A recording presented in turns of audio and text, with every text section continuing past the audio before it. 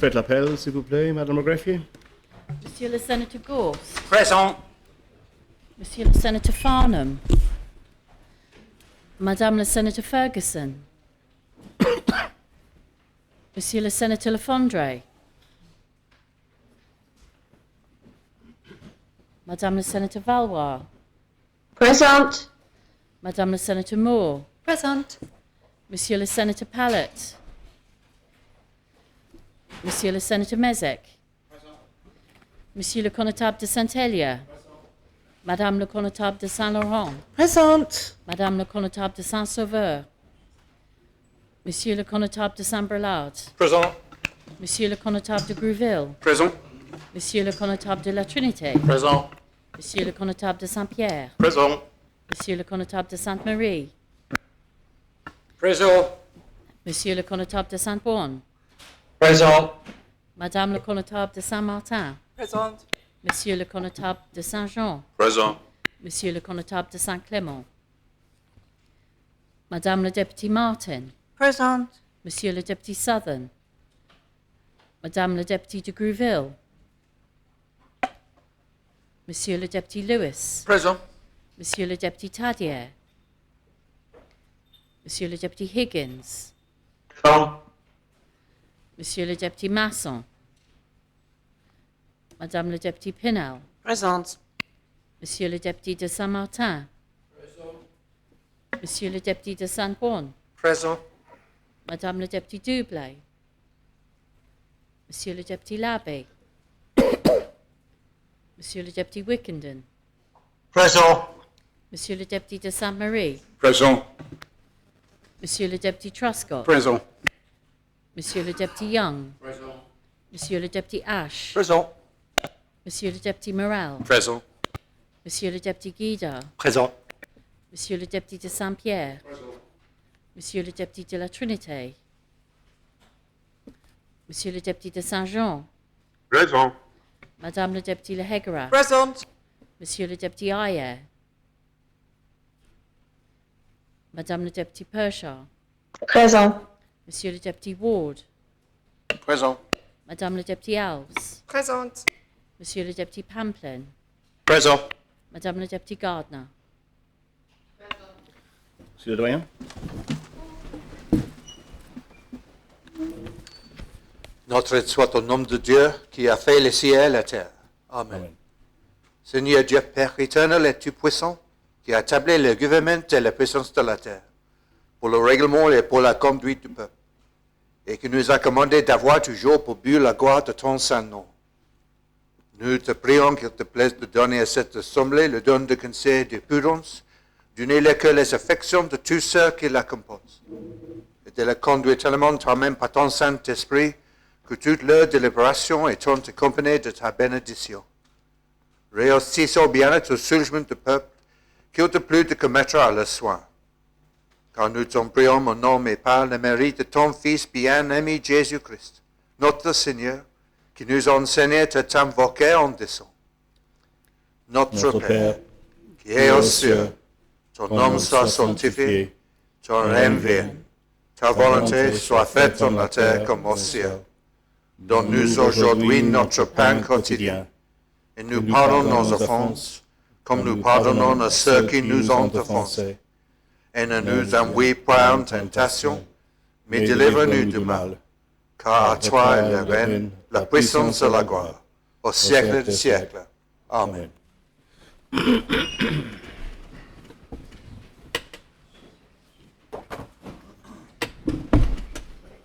Monsieur le Sénateur Farnham. Présent. Madame le Sénateur Ferguson.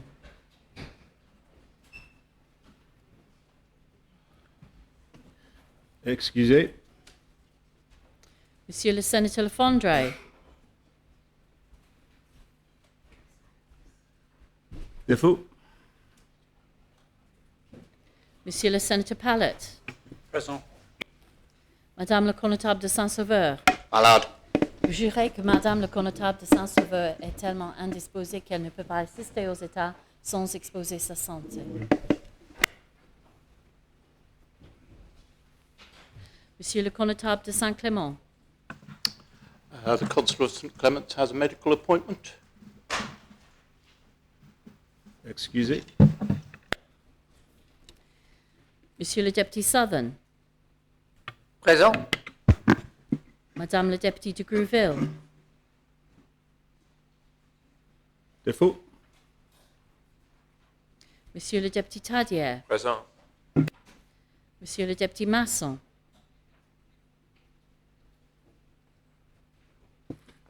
Excusez.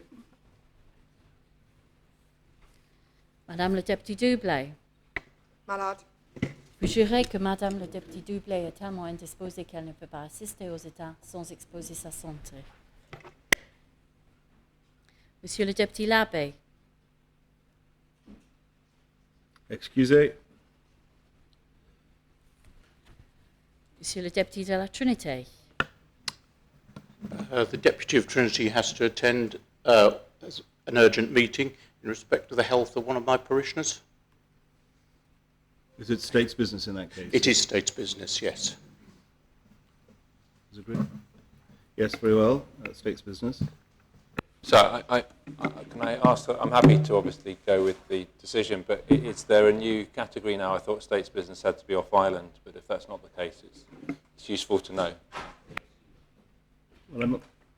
yes, sir? Sir, I don't like to agree with Deputy Tadier, sir, but convention, I think, is that if you're on island on state's business, you're excused. If you're off island on state's business, you're marked as off island on state's business. I think that must be right. On reflection, thank you, Deputy, thank you, Senator. I think it must be, if the Assembly agree, it's excused as opposed to state's business. So can I say for future reference, though, I think it's worth PBC considering that if you're doing state's business on Ireland, it makes just as much sense to be on state's business as if you have to leave the island, but that's just for future reference, sir. Well, that's a matter for PPC if they wish to take it up, of course.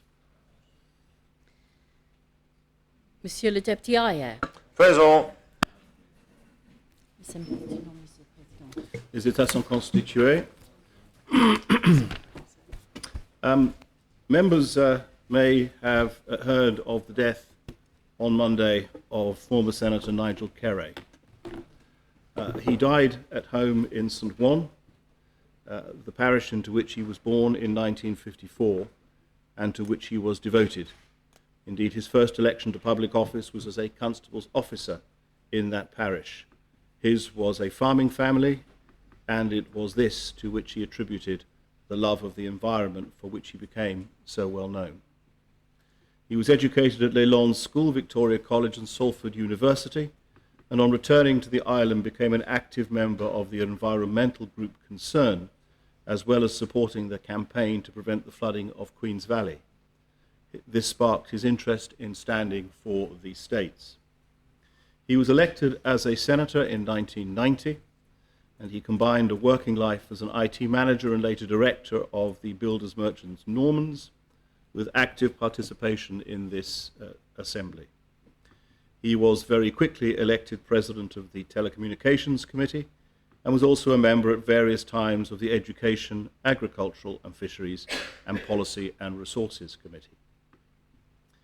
It was his passion for planning and the environment, however, and his tenure as president of that committee from 1996, for which he may be best remembered.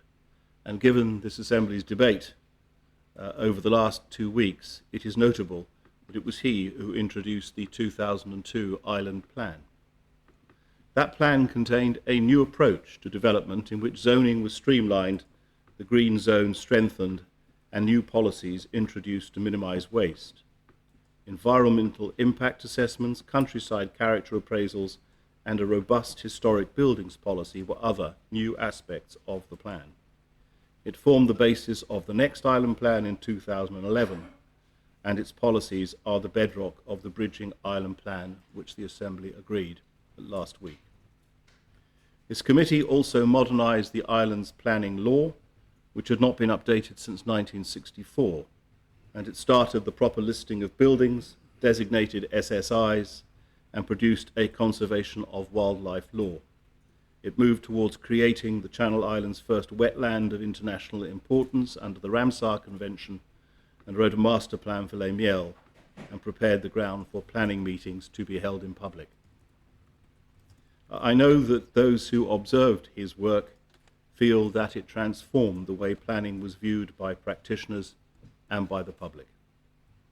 Following his retirement from politics, he remained heavily involved in environmental matters and was a trustee of the Gerard Leclerc Environmental Trust and chair of the Jersey Environment Forum. It was the Carré family, himself and his wife, who, when attempts to buy the old holiday camp at Plymouth in order to return it to nature had stalled, re-energized that campaign. The resulting restoration of the land for the people of Jersey spoke to his special love of his home parish of St. Juan. Today our thoughts are with his wife Judith, daughter Taryn and son Piers, and I hope they will be comforted by the fact that the work undertaken by Nigel Carré in this chamber lives on, and that he is remembered with affection and admiration by those who served with him. And I would now ask the Assembly to stand for a minute's silence in his memory.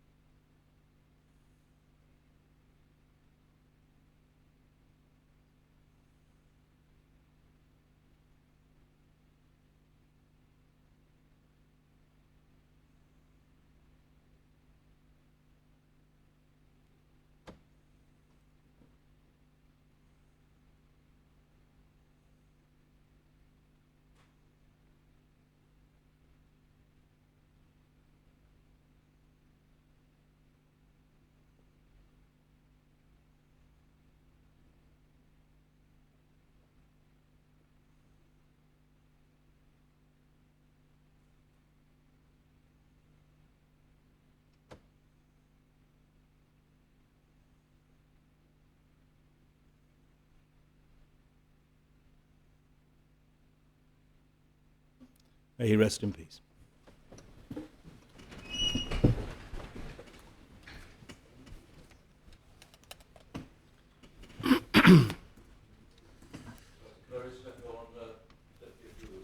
Yes, the defer is raised to the Deputy of Grouville.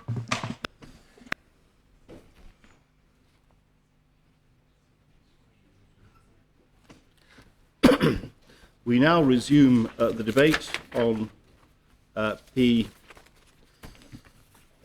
19. We are dealing with the second amendment.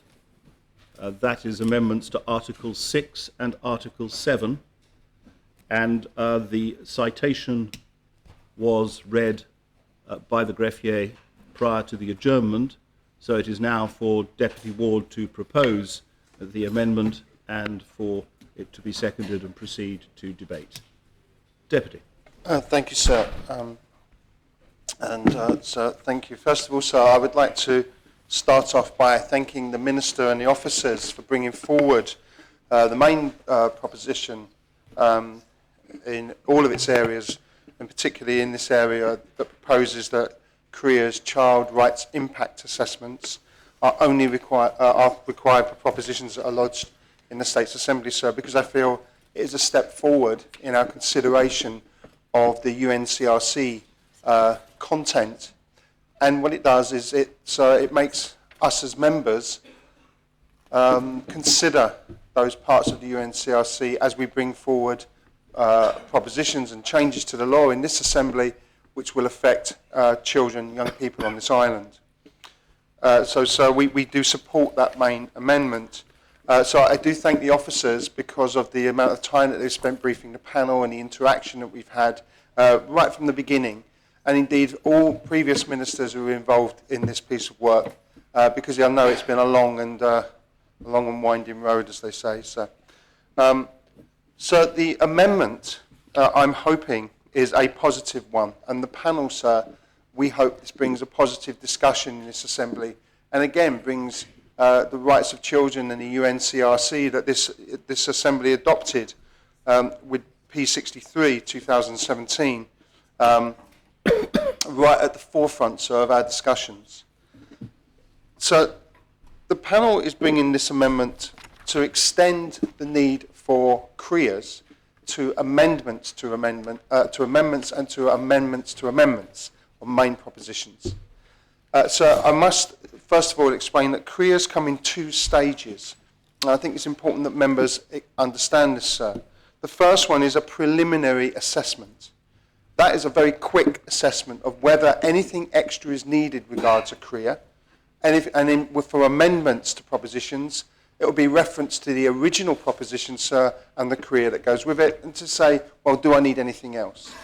It is at that stage that the member themselves, sir, can decide whether a full assessment is needed, because the impact of that amendment is great enough to require that full assessment. So the concerns over increased workload or increased obstacles, sir, need to be considered in that context.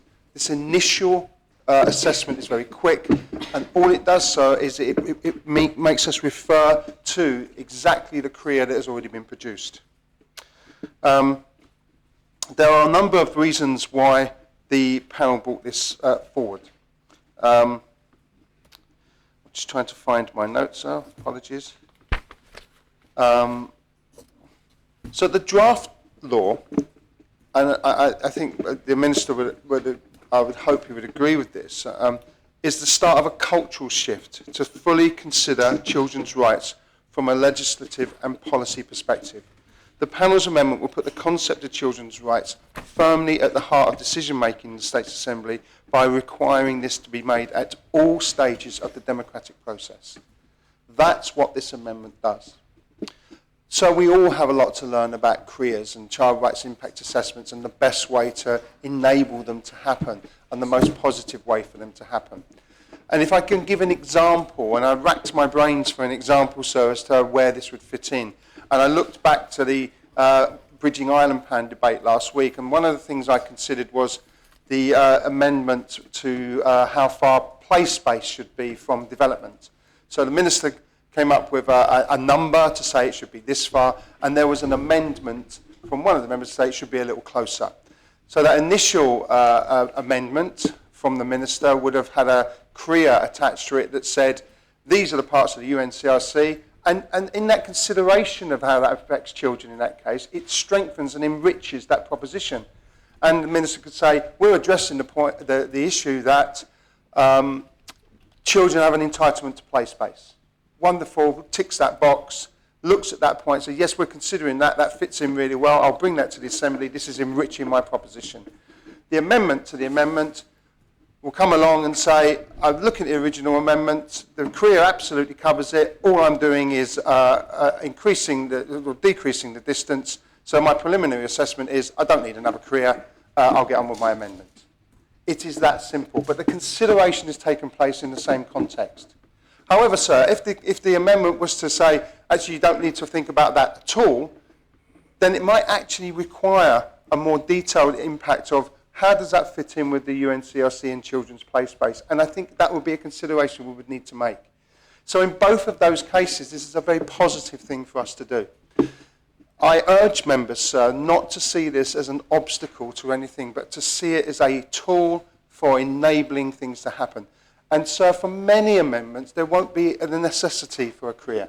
The amendments coming forward, sir, today from Senator Gorse, many of those about banking and liabilities, liable companies and so on, probably don't need that much of a children's rights impact assessment. And so there's not an obstacle to many of the things that we do. But we do need to consider, sir, as an Assembly, that if we are to bring something forward in this Assembly that affects children and affects young people and their development and their future, we have adopted the UNCRC standards and Convention of Rights for Children. Therefore, sir, we do have a duty, if we're to do this work well, to consider those when we bring forward our propositions. So I'm going to leave it at that for now, and I hope this can be a really positive debate, because this is a really positive thing that we're doing. I can't see any negativity in it. So I hope that when members speak, they do so positively. And I ask members, sir, to consider and to support the amendment from the panel, sir. Thank you. And I make the proposition. Is the amendment seconded? Does any member wish to speak on the amendment?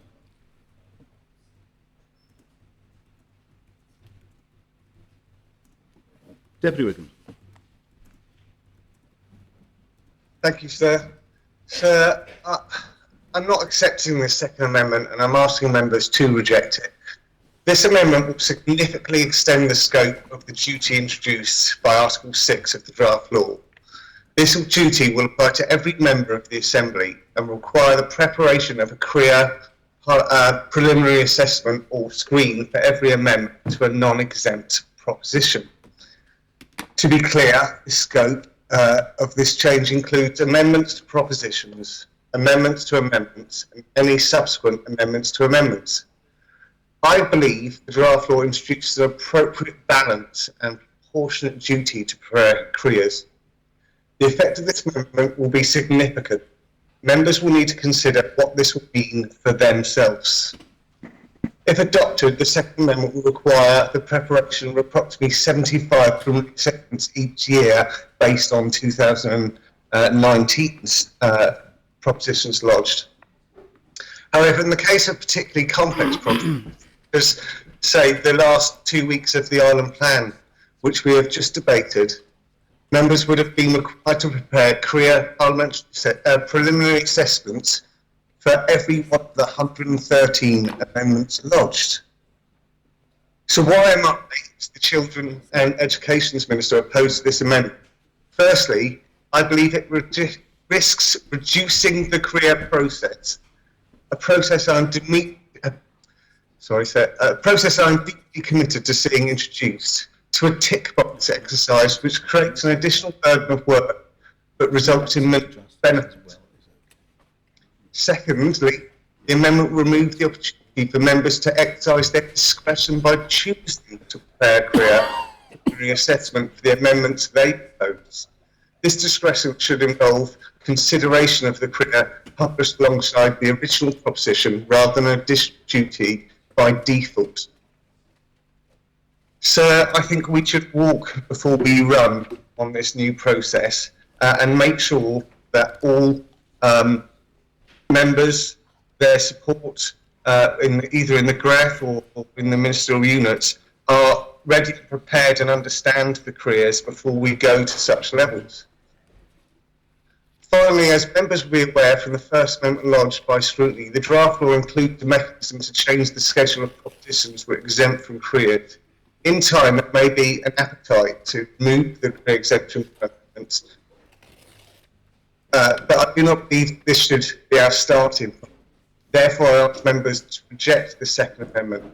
And again, I say, sir, could we walk before we run and make sure that we can embed a culture of careers appropriately into our processes? This can be extended at a later date. This is not prohibitive of any member from lodging a career if they choose to during an amendment, but it doesn't make it by default. Thank you, sir. Thank you very much. Mr. Senator Mezek. Thanks, sir. I'm very surprised that there should be opposition to this amendment. Deputy Wickenden said that we need a culture of creating careers first. It strikes me as illogical to think that we will create that culture by providing carve-outs for more opportunities where members won't have to consider children's rights impact assessments. And the Deputy is absolutely right that these shouldn't just be a tick box exercise. They should require members to sit down and have a good think about what it is they're proposing and understand what impacts it may or may not have on children, and in many instances propositions will come to this Assembly where there simply is no impact on children, but some amendments can have a drastic impact on children. Deputy Ward gave an example of a recent one that talked about where play space would be provided for children, but a member may bring a proposition that has a clear and direct impact on children, and somebody brings an amendment that attempts to scupper the intentions of that proposition or to delay the implementation of that proposition, which very clearly would have an impact on children's rights.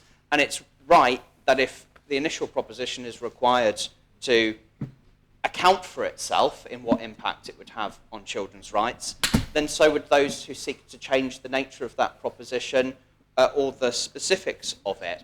And as Deputy Ward said, it really doesn't have to be an onerous thing. If your amendment is similar in many respects to the main proposition, a large part of that children's rights impact assessment could very well be a copy and paste job, but maybe with a couple of extra sentences where you'll have to account for those differences, and having had to go through the process of thinking about it and trying to understand yourself what impact it will have on children will help embed that culture that we're trying to build, where we consider the impact on children in everything we do, whether it's government departments or whether it's us as states members with the propositions that we bring to this assembly. It really won't be onerous. We have a fantastic support team in the States GREF, which has been expanded in recent years, that's more than capable of helping us if we think any of this might be tricky at any point. But requiring us to ask ourselves the question, how will this impact on children, so that we can reference that in a debate and have all of us as members understand the impact that the decisions we make have on children, can only possibly be a good thing. So I'm very surprised that there would be opposition to this. It's not onerous. It doesn't turn it into a tick box exercise. It just asks us as states members to be more cognizant of this extremely important, the potentially extremely important impacts of our decisions on the children who we've signed up to put first. So I'm wholeheartedly in support of this amendment. Deputy Martin.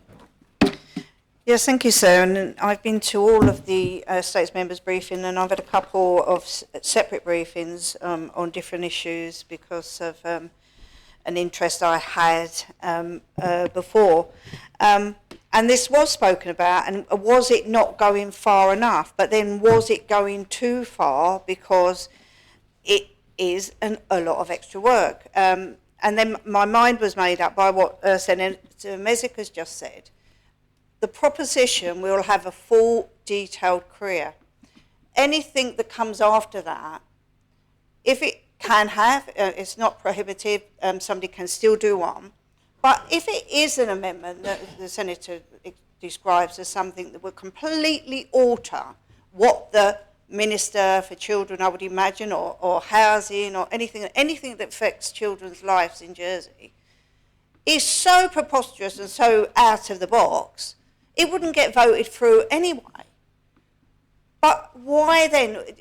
The step back was, you literally, sometimes you see a little thing in a proposition that you only want to lodge, or actually only have to lodge an amendment to amendment, I think a week, sir, maybe 2, and it's urgent you get this in, but you can't do a CREA. You do the CREA, obviously, if you're actually taking away the rights, because you'd have to try and make your argument. The argument should be in here. I think in the Minister's mind, the officer's mind, and I know there's more support being put into the GREF, it was about not stopping backbenchers who may not have so much support to be able to bring these amendments. On the floor of this assembly, sir, will be the decisions made if that person who's brought the amendment has basically thrown the CREA out with the bathwater. So it is a start.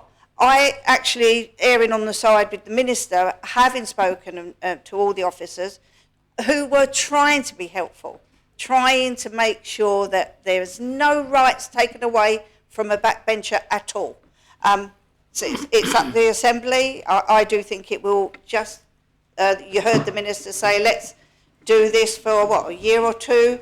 And if it is abused, obviously you make it compulsory. I don't think it's necessary at the moment, and I really do think it could do the unintended consequences, what the Deputy Ward and Senator Mezek are all about, defending the democracy of this Assembly, and anybody can bring anything, but only if you've got a CREA.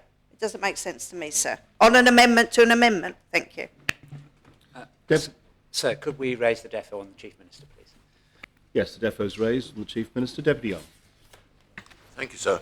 I wasn't able to go to the ministerial briefing, and I'm grateful for the Minister of Social Security to telling us what was. I can agree with both sides here, and I'm a little bit troubled that we're forced to make decisions, that clearly it's right that we do these assessments. It's part of the commitments and journey. But I think what I would ask the poser to address when he sums up, you know, what prevents anyway anybody that's bringing an amendment getting the right assessment and making their case anyway? Nothing. And obviously, if you're going to bring an amendment to something which is a change in government policy, you're going to have to make your case. And, you know, and if there's a great big hole in it because you haven't done the work, you know, as the Minister of Social, you're not going to get there. I think the question is that, you know, in my sort of working life, I've always worried about creating over-complex procedures. Certainly, when you hard-code them into a law, this is a law.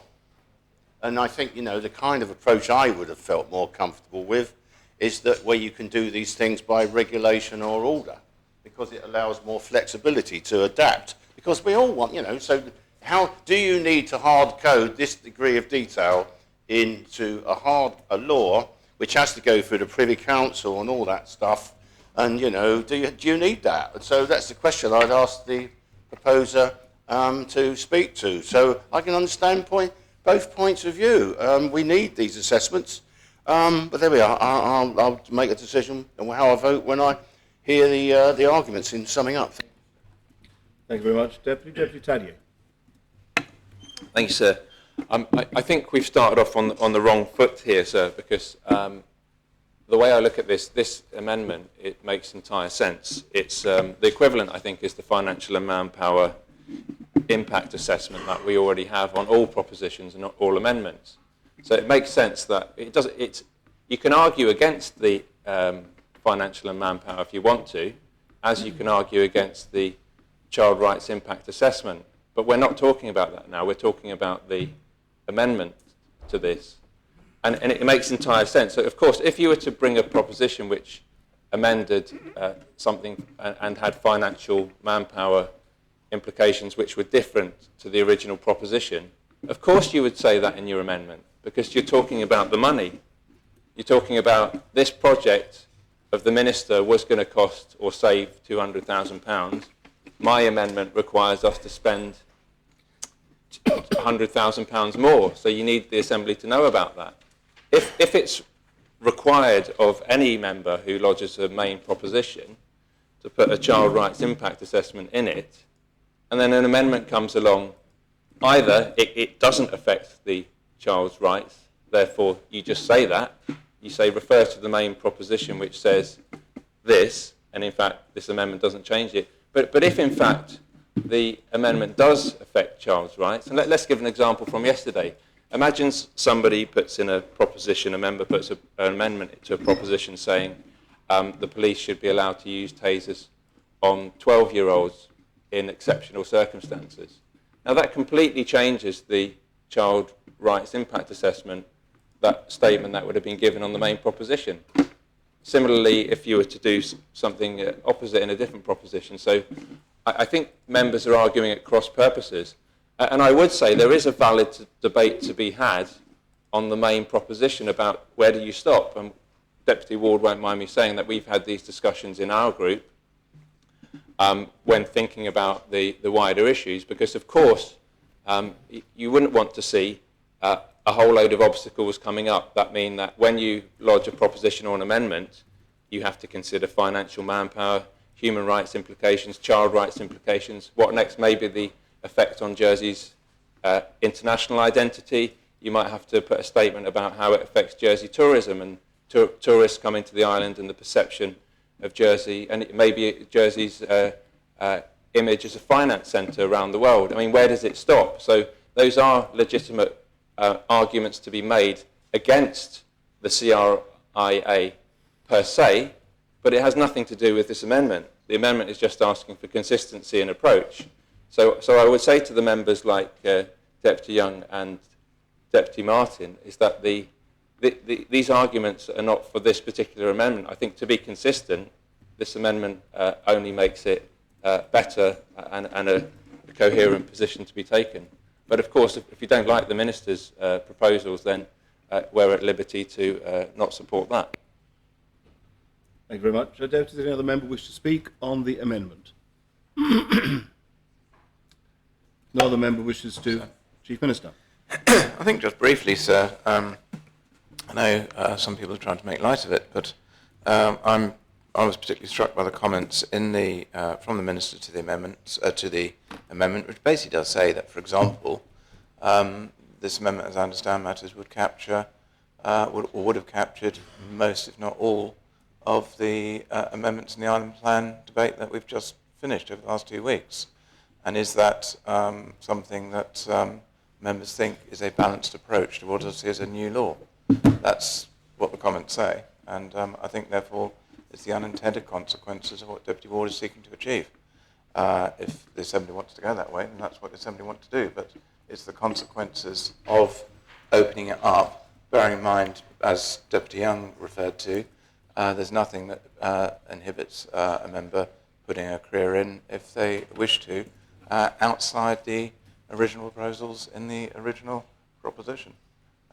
It's a matter for the Assembly, sir, but there is that point about unintended consequences, and that can mean time, that can mean resource, and all those type of things. Yes, it's about putting children first, but I would have said that the path suggested by the Minister is a balanced one in terms of where we are going, which is completely new territory, sir. So may I just have a point of clarification or point of order? It's just that it's not my amendment. It's an amendment from the Children, Education and Home Affairs panel. I think that's a really important point in terms of the personalisation of the amendments. It comes from the panel, not just myself. Just Well, to make that point. it is I don't think that really is a point of clarification, but it is arguably a point of order that the correct originator of the proposition should be identified. It's been done now. Very well. Senator Valwa. Yes, thank you, sir. I'm speaking as a member of the scrutiny panel, and I think it's very important to make it very clear what the amendment is trying to achieve, because in some of the speeches so far it's referred to careers as a whole, and what we're asking is that actually what we have is a preliminary assessment, which is just the very first step of the career process. And that is to be undertaken on all forms of propositions and amendments to propositions and amendments to amendments. But it would not, however, require a duty bearer to undertake a full career if the preliminary assessment identifies that one is required. The discretion to do so rests entirely with the duty bearer themselves. And of course, if we refer to the Children's Commissioner's advice with regards to this legislation, they do refer to, I believe it's Article 12, that is, of course, the Children's Rights Scheme, and the expectations on ministers as duty bearers that there should be some form of guidance as to when a full career should be applied. And the Children's Commissioner has referred to the expectation that they will have as an office to monitor this discretion. And I think it's important for me to read for the Assembly Article 6.8, which the Children's Commissioner refers to in her advice, that nothing prevents an Article 6 duty bearer from completing a full assessment should they wish to do so. This introduces discretion. Article 6 duty bearers are ministerial duty bearers. The Children's Commissioner would suggest that a proper assessment of the impact of policy and law decisions on children's rights should always be the choice of ministerial duty bearers. And they would suggest that the Children's Rights Scheme provides guidance, which I've already referred to. They could decide not to carry out a career, even if it's abundantly clear that the decision will have an impact on children. Research suggests that where career is discretionary, there is a tendency to disregard its application, even to policies likely to impact on children.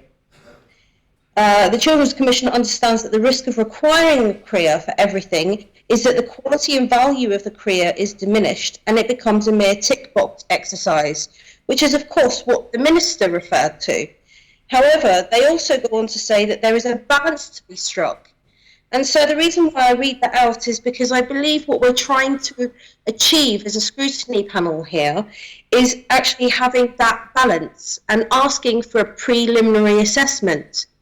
This is going to require a cultural change and a need to ensure that members are up to scratch with regards to considering children's rights when bringing forward propositions. And so the forthcoming of this legislation in terms of its enactment will not be achieved until such time as at the moment, bearing in mind we have another amendment to bring forward as a panel, that a ministerial order is made to enact parts of the legislation. So that will give members the appropriate time to determine, especially under the Children's Rights Scheme as well, which the Minister will have a duty to put together and have guidance under, a clear expectation in how that preliminary assessment and the full scheme in terms of the full CREA will work.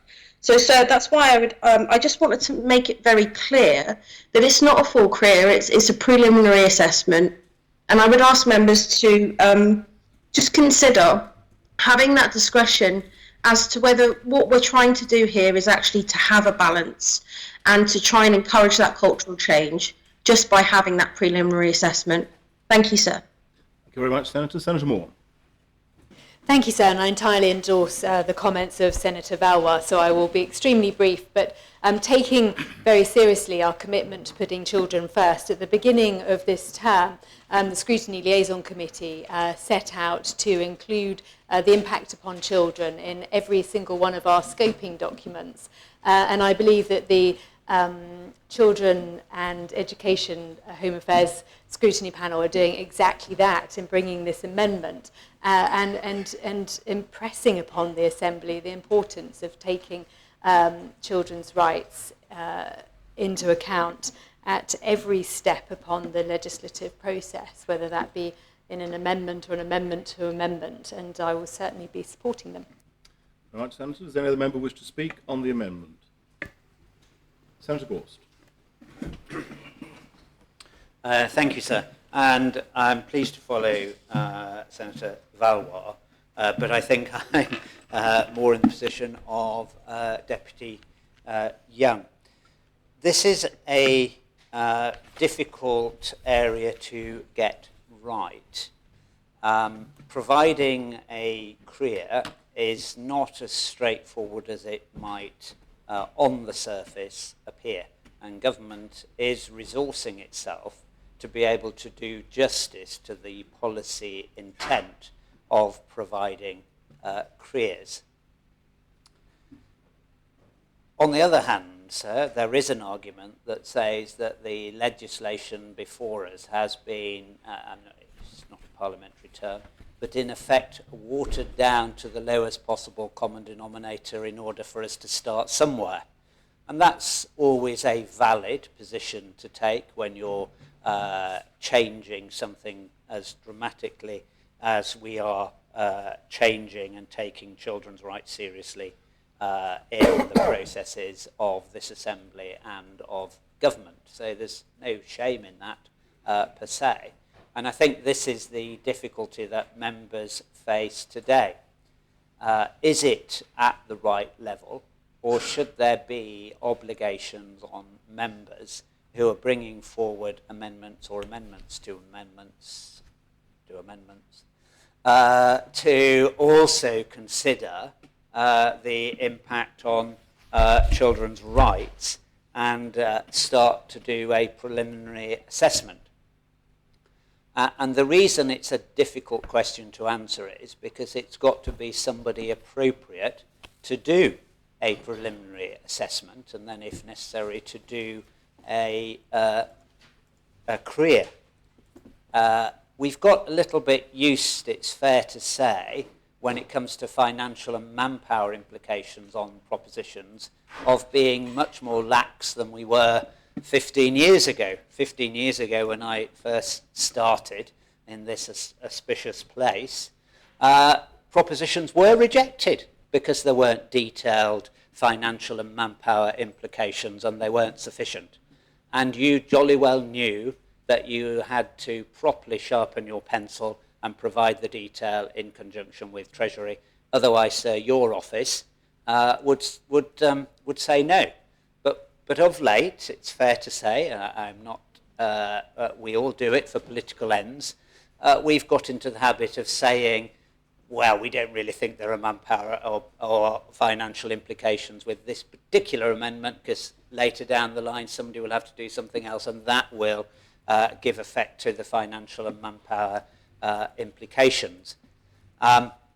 We also, later today, or tomorrow, who knows, if we all keep speaking at the length I'm doing, sir, it might be later next week, the Deputy of Grouville is asking us to amend all propositions which would put in and consider island identity proposals. That perhaps is slightly more straightforward, because that is very subjective, so I'm not sure that your office will be able to do anything other than wave those through, however flimsy they are, because otherwise you're putting yourself into the political domain. But that's a discussion we'll have when we get there. So I do think there is a legitimate argument that members who vote in favour of this amendment, and I'm getting to where I might be, there is a legitimate argument to say that it will curtail the freedom of members to, on a Friday afternoon, lodge an amendment, send it to the Gref on Sunday afternoon after they've had I'll say they've had a good think about it, so I won't say after a good lunch, send it to the Gref after they've thought about it during Sunday, and then expect it to be lodged on Monday. That will not be possible if we accept this amendment. That's not necessarily a bad thing, sir, because we should be appropriately considering children's rights in what we are doing, because we have undertaken as a legislature, as a parliament, and as a government to do just that. It will be more bureaucratic. I take the view that bureaucracy per se is a bad thing, unless you can see a very positive action-orientated outcome from it. And I see what the Minister is saying in regard to, let's just start with where we are and then revisit it later to get the overall career writing and assessments right. But I do worry about this, sir. I worry that members will just amend proposals that have careers in them and have no obligation to consider the child rights in that amendment, and therefore the argument will simply be political and subjective on the floor of this assembly. And yet that's the very thing that we are trying to move away from when it comes to the effect upon child's rights across our community. And so for me, sir, it is a finely balanced issue. But I do ask this, sir, that members make their decisions with their eyes open. There are great positives, I think, of accepting the scrutiny panel's amendment, but we must also be clear with each other that there are those what some would perceive as negative implications and curtailments potentially of the freedoms that we as members of this assembly have enjoyed for many years. But they would be curtailed in the interests of children. And I think that that would be a legitimate reason to curtail them. Thank you, sir. Thank you very much. Senator Deputy Guida. Yeah, sorry, just very, very quickly, a couple of things. The first one is that, of course, this was my single term in the States, so I don't know how things happened in the terms before. But my memory of this is that I've never had comfortable time lodging anything. whether it was a main proposition or a law or amendments, it was always done in the last minute because it takes a long time to prepare, it takes a long time to react to a main proposition, and it takes some time to go to the graph, and they get lodged, and it's all, for some reason it always seems to happen 10 minutes before the lodging deadline. So I feel that adding anything to slow down the process is going to be very damaging to people presenting amendments to amendments, and even worse, amendments to main propositions. Again, I think it will be quite dangerous to slow down that process. The other thing, and that has already been mentioned, is the fact that the main proposer, having done a proper proper assessment, will be extremely familiar with what is in it, and of course extremely familiar with their own proposition, and therefore able to find in an amendment any problems with that assessment. So if the proposer of an amendment has not done all their homework on children's rights assessment, it will be extremely easy for the main proposer to take that apart during the debate. In the principle of allowing Assembly members a quick path to amendments, I would rather vote against this amendment. Thank you, sir. Thank you, Deputy. Connie Tarbison Brillard. Thank you, sir. And whilst I endorse the sentiment behind the proposition and the panel, what worries me, sir, is, as Senator Gorse indicated, is bureaucracy.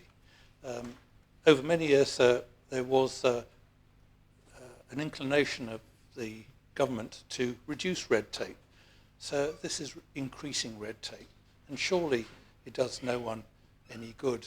I think any states member who bought a proposition or amendment to a proposition or amendment to an amendment without considering the CREA in it in any shape or form would be very misguided, sir, and the amendment would be very unlikely to succeed. So in truth, sir, I think we're creating a little bit of an increase in red tape unnecessarily, so we'll be inclined to vote against the amendment. Thank you, sir. Much Connie Tarbison. Does any other member wish to speak on the amendment? Deputy Pam. Thank you, sir. I came to this debate with an open mind and listening to both arguments, but I just come back to the point of perception for me. This is the assembly where decisions are made, as Senator Gorse alluded to, and it would be, for me, a very strange perception that an amendment or an amendment to amendment on a proposition that may directly or indirectly impact children, that the person who's thought very hard and done their own research, sir, doesn't decide that it deserves to be done at the same time when we're talking about children. And I just think that, for me, is the stronger argument in this point. We're either committed to the things that people have signed, or we're not. And I think it's being seen as an obstacle. And I do understand the bureaucracy for, same as Deputy Guido explained, being here only here for 4 years. But as somebody who has lodged amendments, I have great faith in the greffier staff and the people who are committed to seeing this through, that surely it's a question of equality and the history of this island that we do this. Because we're all equal in this assembly, and that anybody who has the right to bring an amendment committed to the things that we all agreed, surely it's the perception that sends the message out that this assembly, that we're committed to doing those things. I understand the arguments about we have to take sometimes more incremental steps to increase, but when I think about what we're talking about here, the rights of the children, that surely it shouldn't be seen as an obstacle. And if it takes extra resource and an extra thought process for the impact of children, then I think it's worth all of that and more. Thank you, sir. Very much, Deputy. Does any other member wish to speak on the amendment? Deputy St.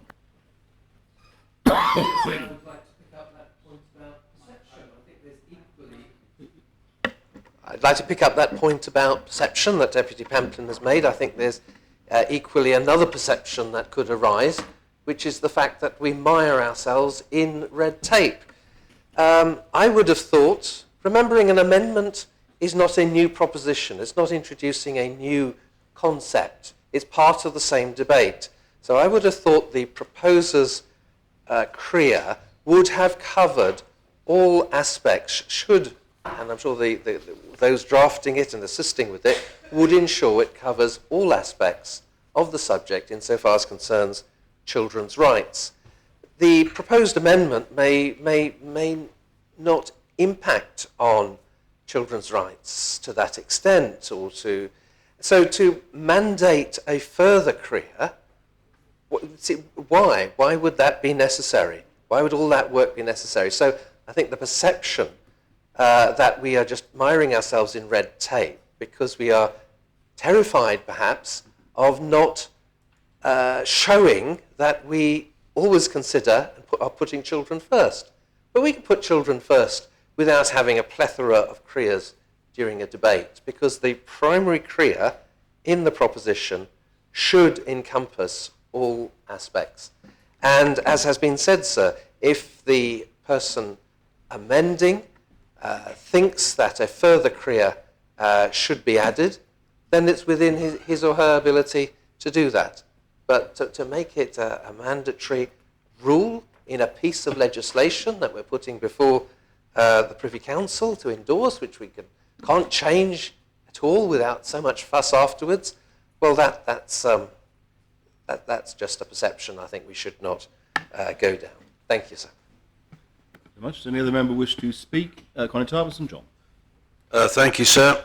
We've heard a lot about slowing down the process. So I don't think it's about the speed, I think it's about the quality. And if we can improve the quality of the process, then we should do all that we can. Senator Gorse said we're going to be debating the island identity later in the sitting.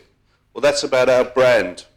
Our brand is based on our values. If putting children first are part of our values, we should live by our values and do exactly that. Someone else spoke about bureaucracy. Actually, I'd like to call it governance. Not bureaucracy, governance. And I would suggest best practice is something this Assembly should follow all times. I've been shocked at the quality of some of the reports I've seen, some of the statements I've seen. There's an opportunity for us to demonstrate that we've thought about the proposition, the amendment, etc. The amendment is coming from the scrutiny panel. The scrutiny panel don't have the resource that the Minister and Government have, but it is the scrutiny panel that is putting this forward, and I would urge members to support this amendment. Thank you, sir. Deputy Pershard. Thank you, sir. I think it would be really helpful in this summing up if the proposer could address some of the comments made by the Health Minister. I do question the validity of the point that amendments are surely covered by the CREA of an original proposition. I don't think that assumption is necessarily true in all cases, but I would like the proposer to clarify whether, in the cases where that is the case, where amendments or amendments to amendments are in fact covered by the CREA of the original proposition, whether a simple statement to that effect would be suitable and sufficient in terms of that member providing a CREA if this is adopted. Because I think if that is the case, it makes this a lot easier for the members who've spoken against it to support it. Of course, this is problematic, and Deputy Tadia outlined some of the concerns that I had around the question of where do we stop.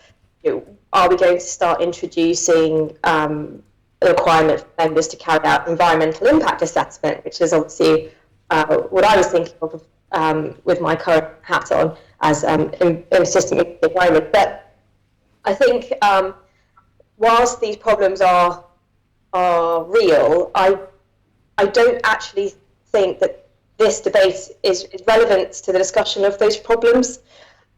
And that is because, as Deputy Tadia rightly said, this debate is about extending something that the Minister is proposing for consistency, in the same way that we have financial manpower requirements on everything that we lodge. And I think that argument for me was the most powerful, because I do share a lot of the concerns that have been raised, but this debate isn't really going to address that either way. Those concerns aren't going to be solved by voting for or against this amendment. This is, for me, about making what the minister's proposing consistent around everything that we lodge, and that makes a lot of sense to me. I think a conversation does need to be had around these kinds of things, these additional assessments members have to make. Obviously, there's a difference, but the fundamental difference between the financial and manpower requirement and this is, I suppose, arguably, the financial and manpower statement is as an internal reflection on our resources to deliver a proposition. So, do we have the money? What impact is it going to have on officers? Do we need to recruit to fulfil it? And that's an internal reflection on resource, whereas this is an external reflection on the impact of a group. So there is that fundamental difference. And, one could argue that the former makes a lot of sense, but the latter is problematic because, as we've already alluded to, where do you stop? What other groups should we be considering? Should we be talking about the impact on women? Should we be talking about the impact on the elderly population, or vulnerable, or those on low incomes, or, as I said, in environment?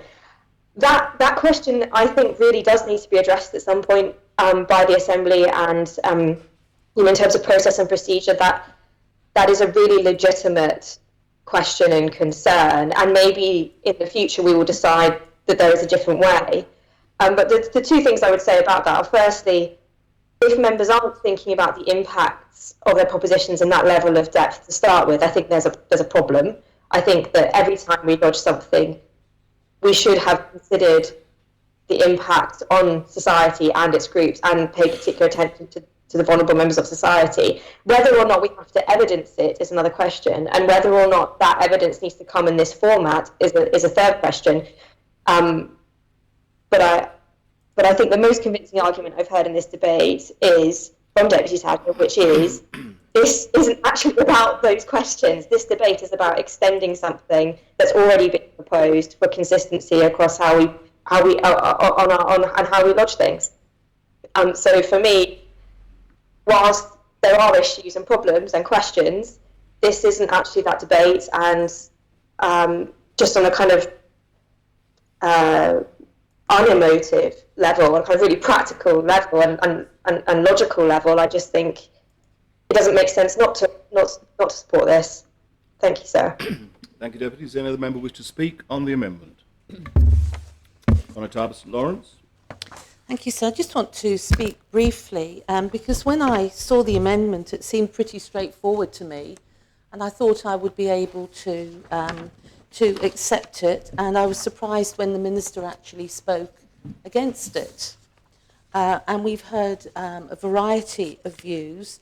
I'm not quite sure how it's. I think it may be evenly split from those who have spoken, but a couple of speakers caught my attention. One was Senator Gorst, when he said that, I understood him to say that additional resources are needed to manage this change. And I think by that, I took it that he meant that potentially additional staff will be needed within ministerial departments to manage this.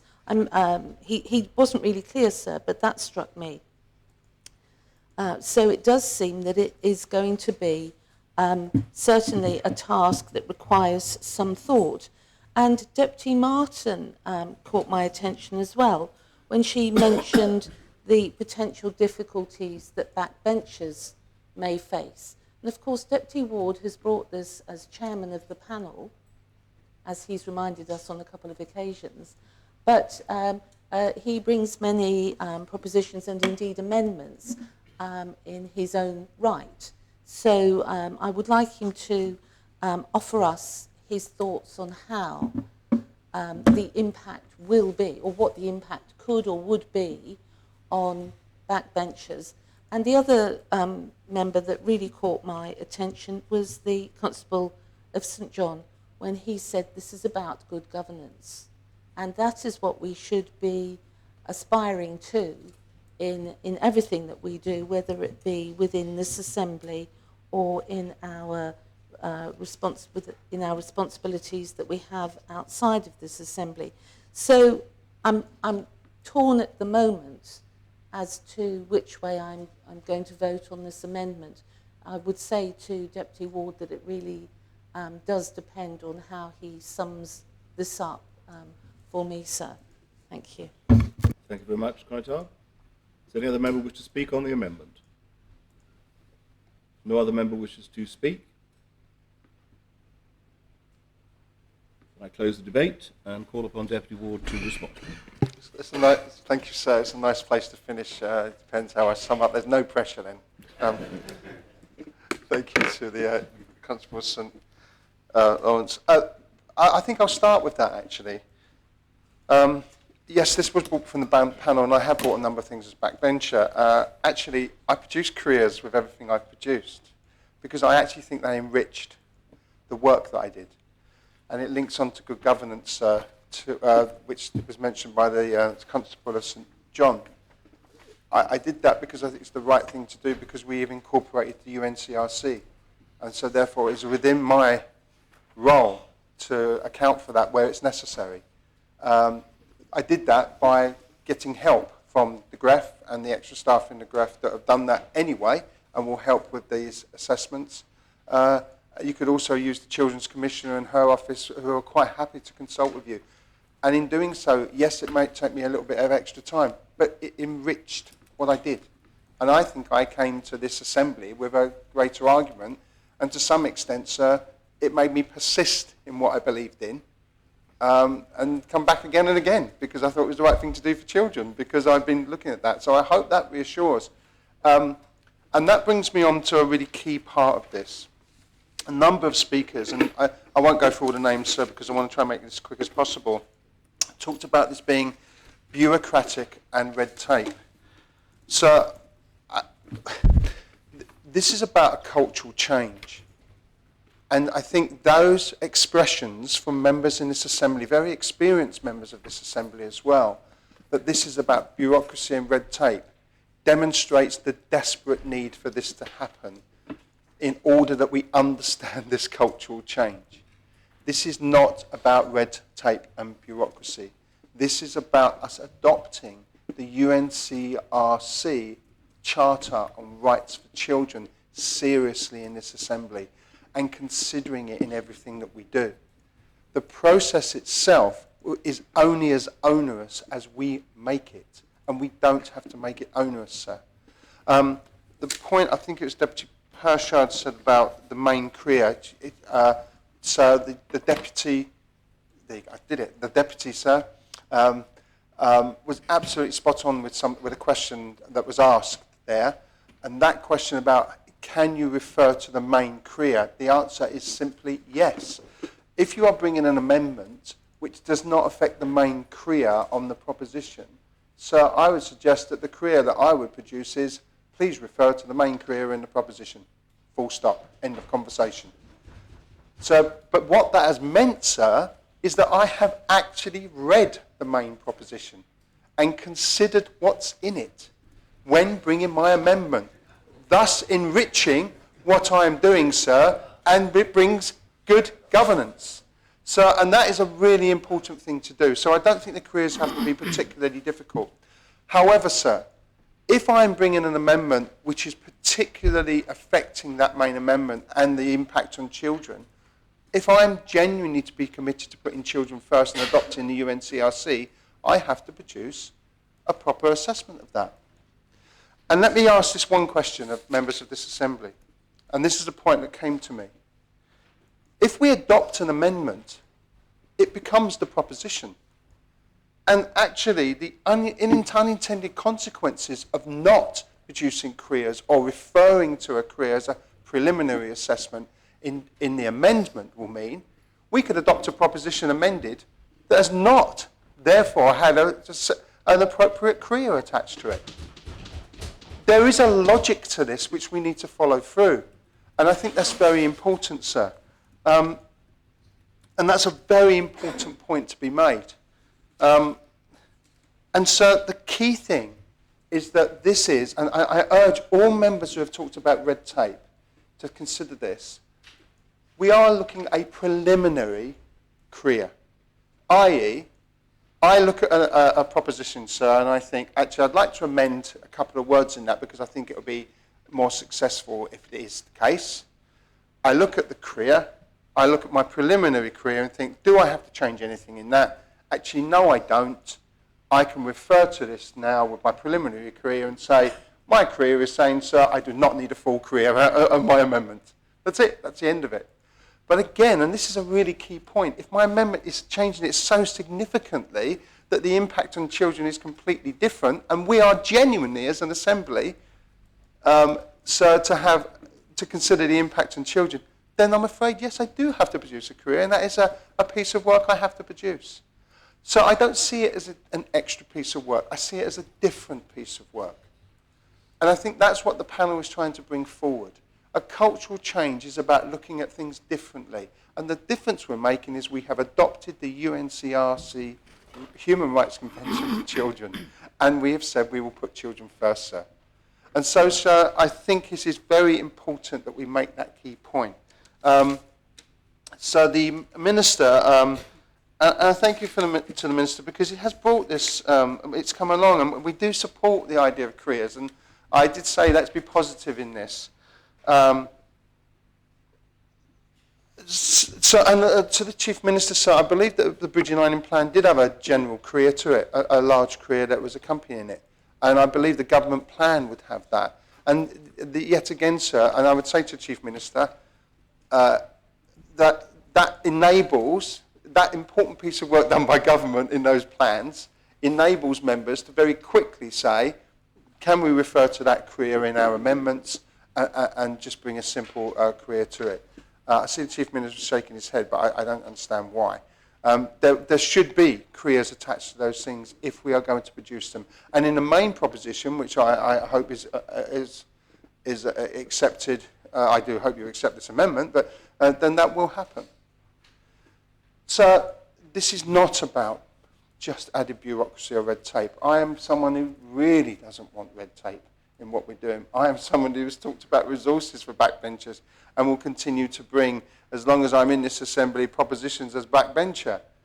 But I genuinely, sir, do not see this as anything other than improving what I'm doing, because I'm considering something very carefully when I bring my propositions. And I think, sir, and I would urge, as we have committed to put children first, we have accepted the UNCRC rights. And there is one big difference with this. It is based upon an internationally recognized agreement, the UNCRC, and a set of criteria. It is not something generic or non-specific. There is something genuine and real behind it that we have adopted. So I ask members, if we don't do this, then we're only going half the way to where we want to be. And this is an opportunity for us to send a clear message to people out there. So a clear message that says we're serious about taking children's rights seriously, and we will do it on everything that we do without making it an onerous and bureaucratic process. So I make the proposition, and I urge members to accept the amendment. Thank you, sir. Very well. Thank you. Well, the matter now goes to the vote. The vote is on the second amendment. Members will remember amends Article 6 and amends Article 7 and Schedule 2 to the same effect. So the vote is on that. I ask the greffier to open the voting. And members who are joining by teams, please indicate their vote in the chat.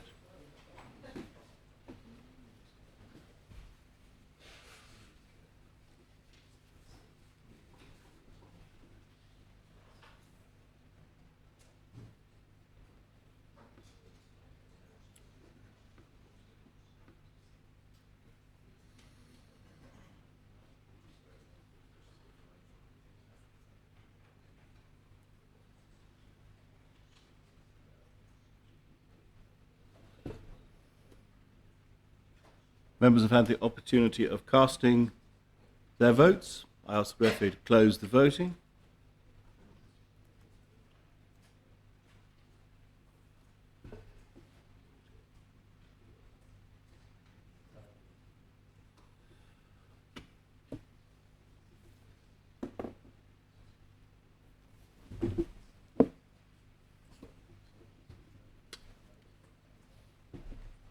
The amendment has been adopted. 25 votes pour, 18 votes contre, no abstentions.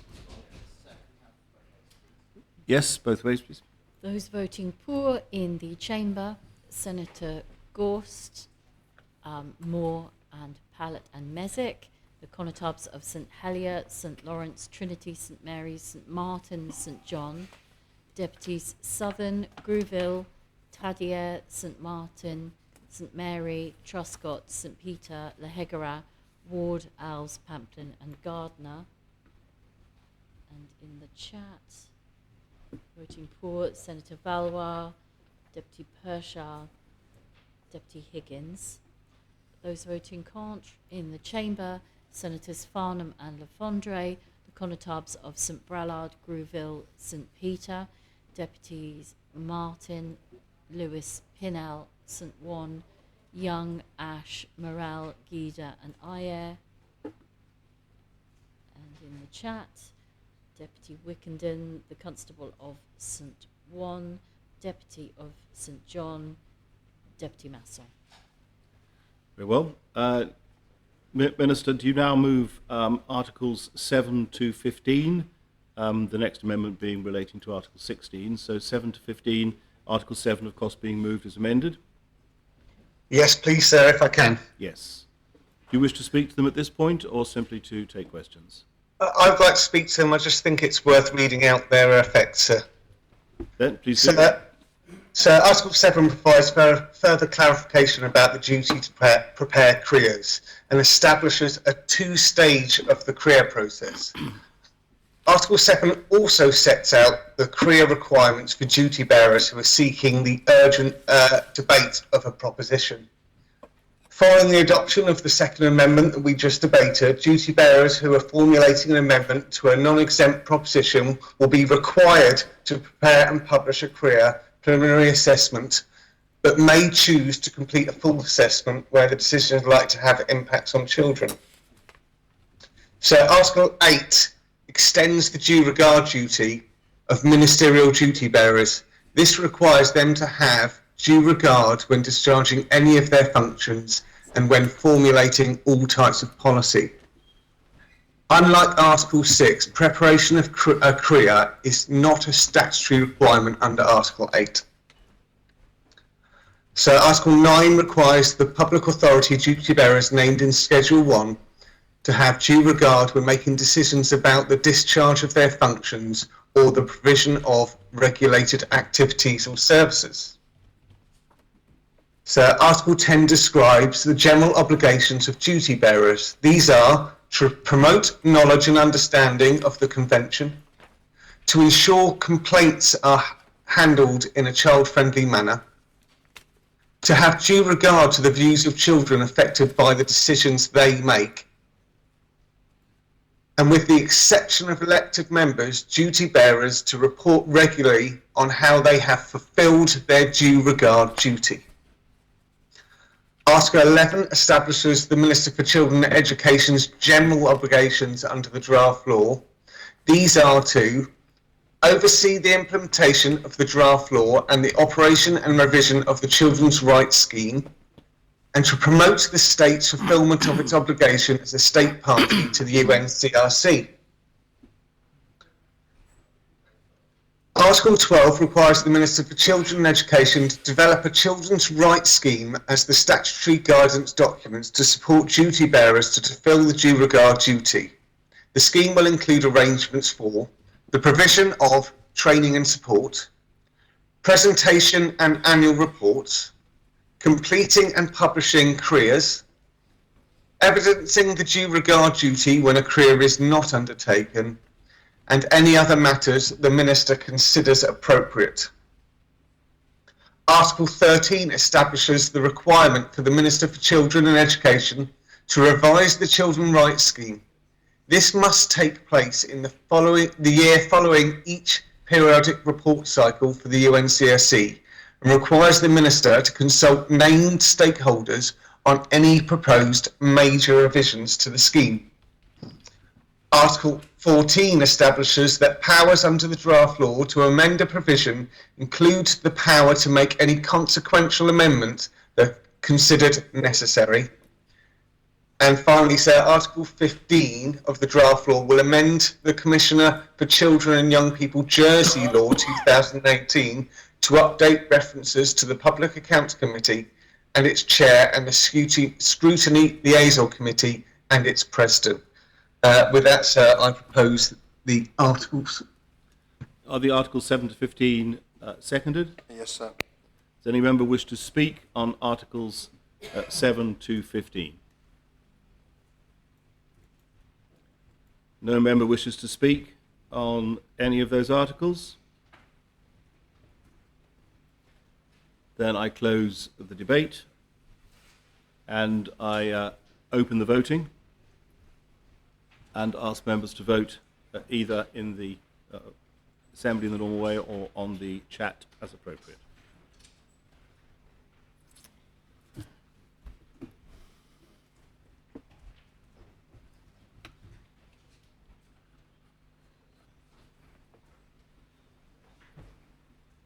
Members had the opportunity of casting their votes.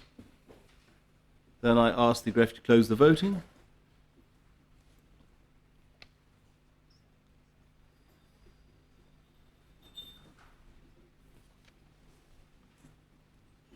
Article 7 to 15 have been adopted, 39 votes for, no votes contra, no abstention.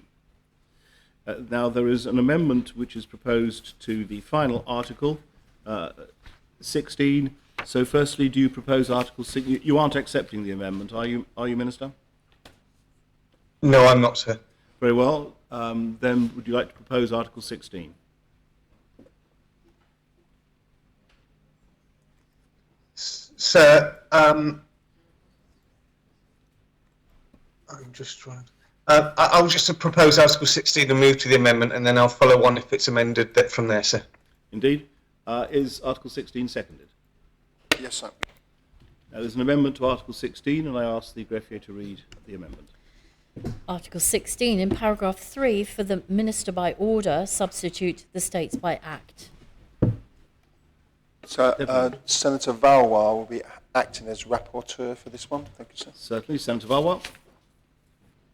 Yes, thank you, sir. This amendment proposes a change in the manner in which the draft law is brought into force.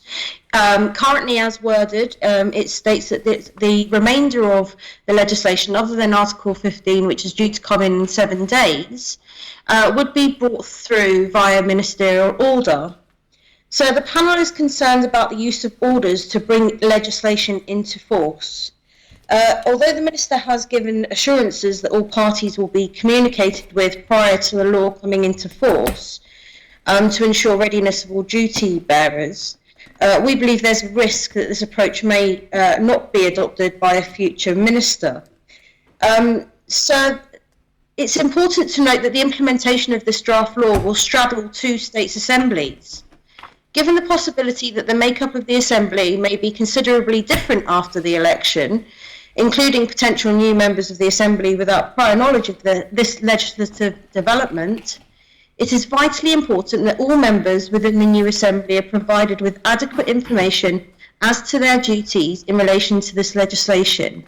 And one key component, and it states in the report to the legislation itself, is this being about significant cultural change. And so the importance for members to understand their duties under this legislation and have the requisite training that should be available to them before the remainder of this legislation comes into force, I believe will be extremely important for all members going forward. So the panel's amendment therefore provides an opportunity for the future Assembly to confirm its readiness or not prior to the draft law and its associated duties being brought into force. So I make the amendment. Is the amendment seconded? Yes. Does any member wish to speak on the amendment?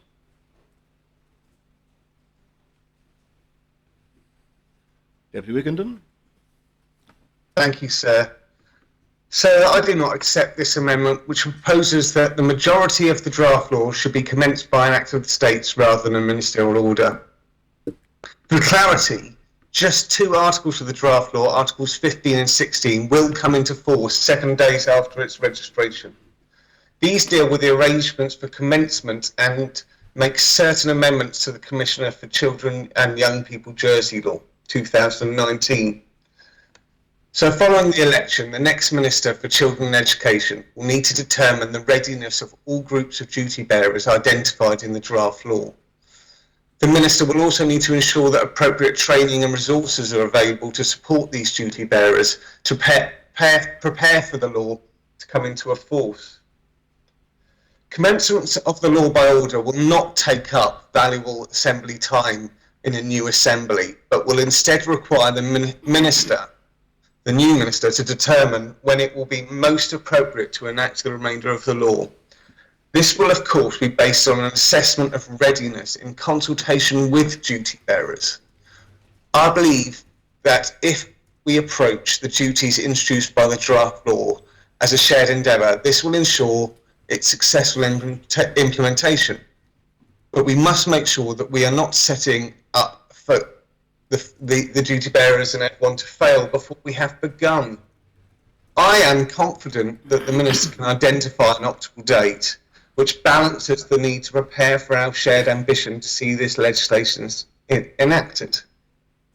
So I feel that there is a fear, certainly in the proposer's speech, that whoever the next Assembly votes in as the Children's Education Minister might not support the values of getting writing the order and following through on the decision of this Assembly to enact the UNCRC in creating careers and duty bearers. But the same would happen. You would be expecting the new Children and Education Minister to bring forward a proposal to the Assembly in the same order, so that trust should be on both sides. If the new Children and Education Minister is not aligned, they will not bring forward the enactment date to the Assembly, like they will not bring the order. But it will be up to the new Assembly to challenge the new Children and Education Ministers that put themselves forward for that position on such. So the new Assembly, when it's created, will have to be dealing with a lot of setting up of the Assembly, and I think that this will take up valuable time. I know there are some members who do not like orders in the Assembly, and they feel that absolutely everything should come to the Assembly. There are inherent risks in such that could and possibly might change what we are trying to achieve today, sir. Therefore, I ask members to reject the third amendment.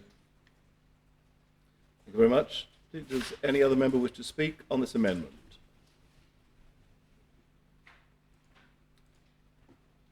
No other member wishes to speak on this amendment? Then I close the debate and call upon Senator Valois to respond. Yes, thank you, sir. And just briefly to respond to the Minister, and I respect what he is stating, but there is concern, and I believe it's a valid concern, around bringing forward primary legislation via ministerial order.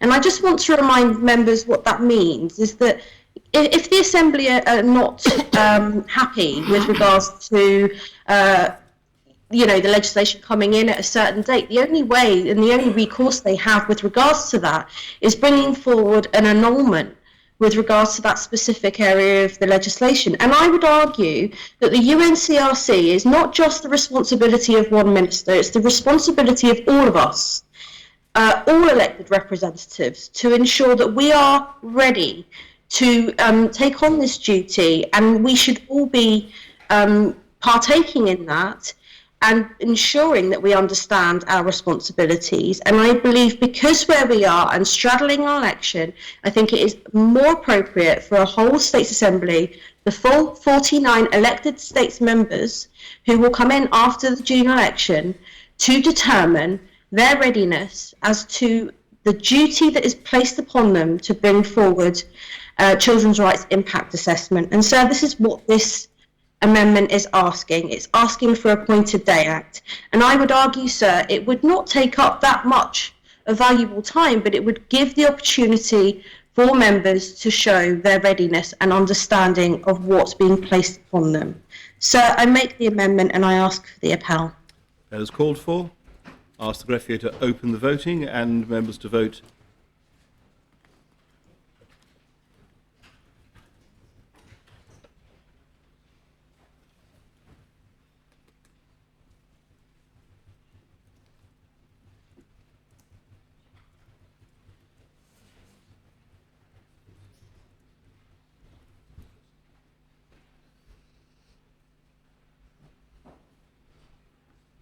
Members have had the opportunity of casting their votes, and I ask the greffier to close the voting.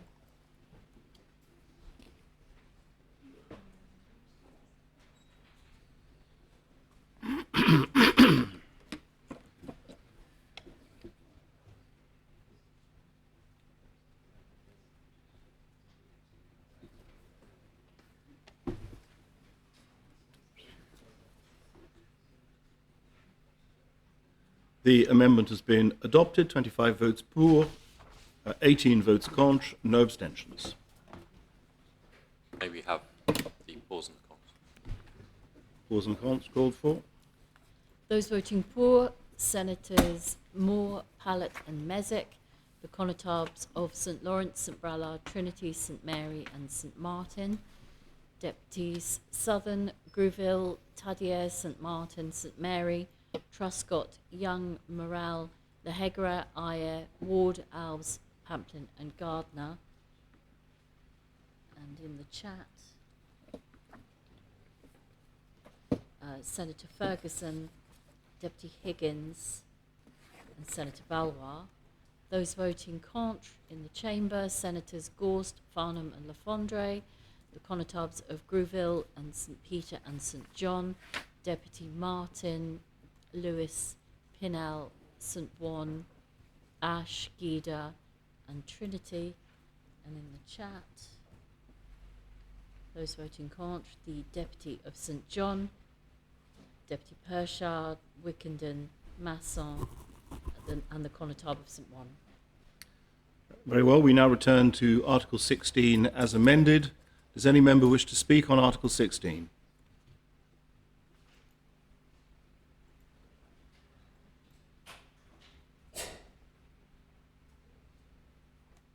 If no member wishes to speak on Article 16, then I close the debate.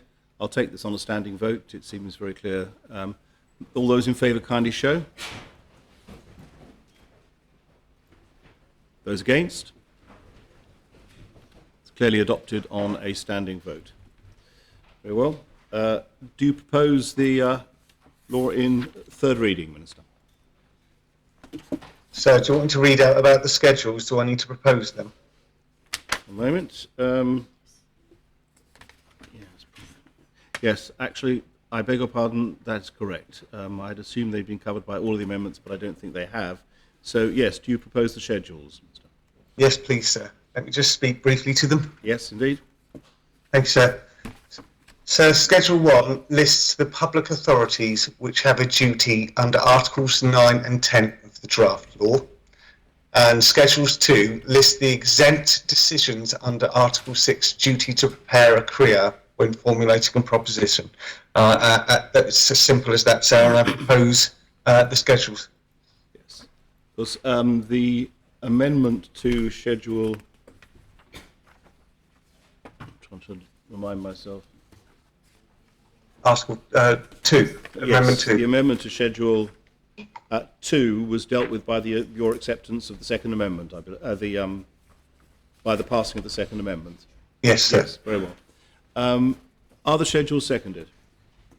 Yes, sir. Does any member wish to speak on the schedules?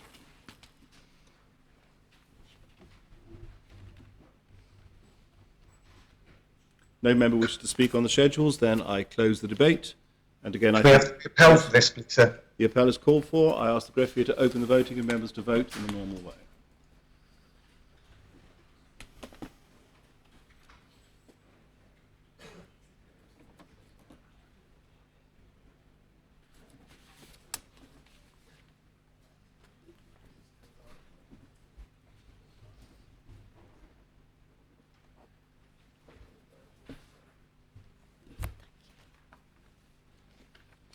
Members have had the opportunity of casting their votes. Then I ask the greffier to close the voting.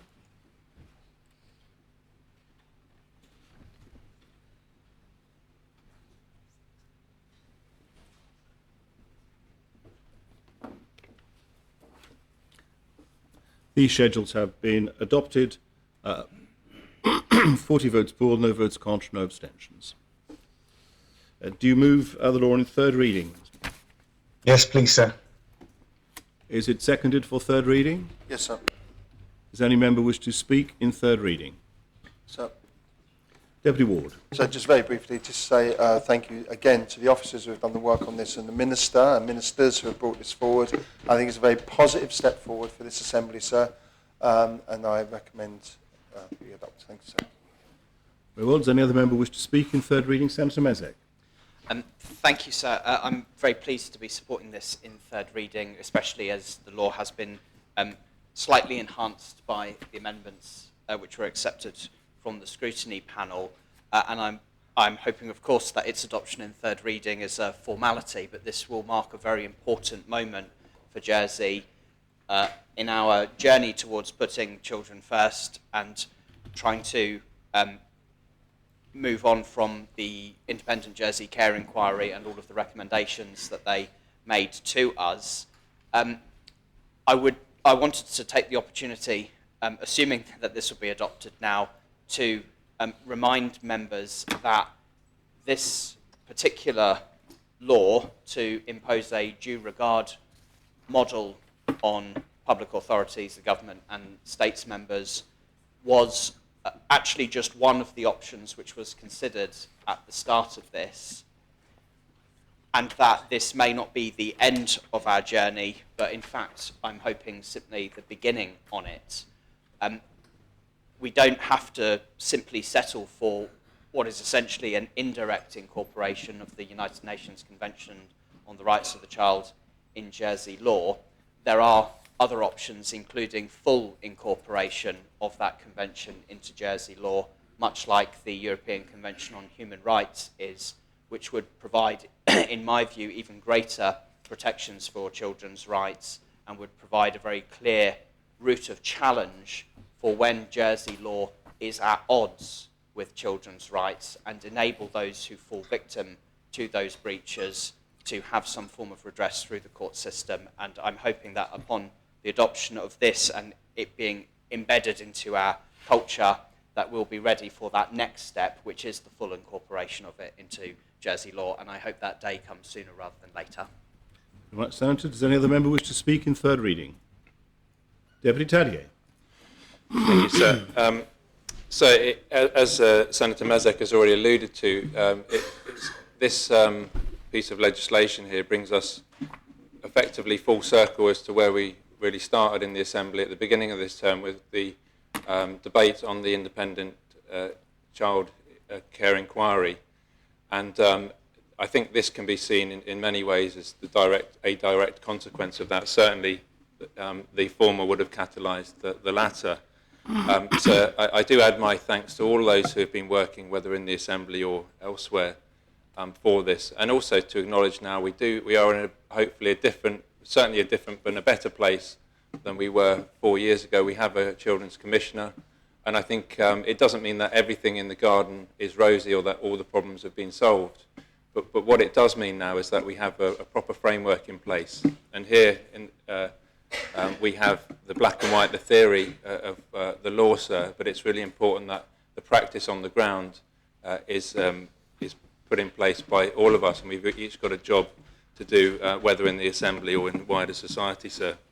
I'll simply make this point, mindful that it's the third reading, sir, but mindful of the fact that the law as it stands in itself is not enough. It's about how we practice that law and the wider philosophy behind it.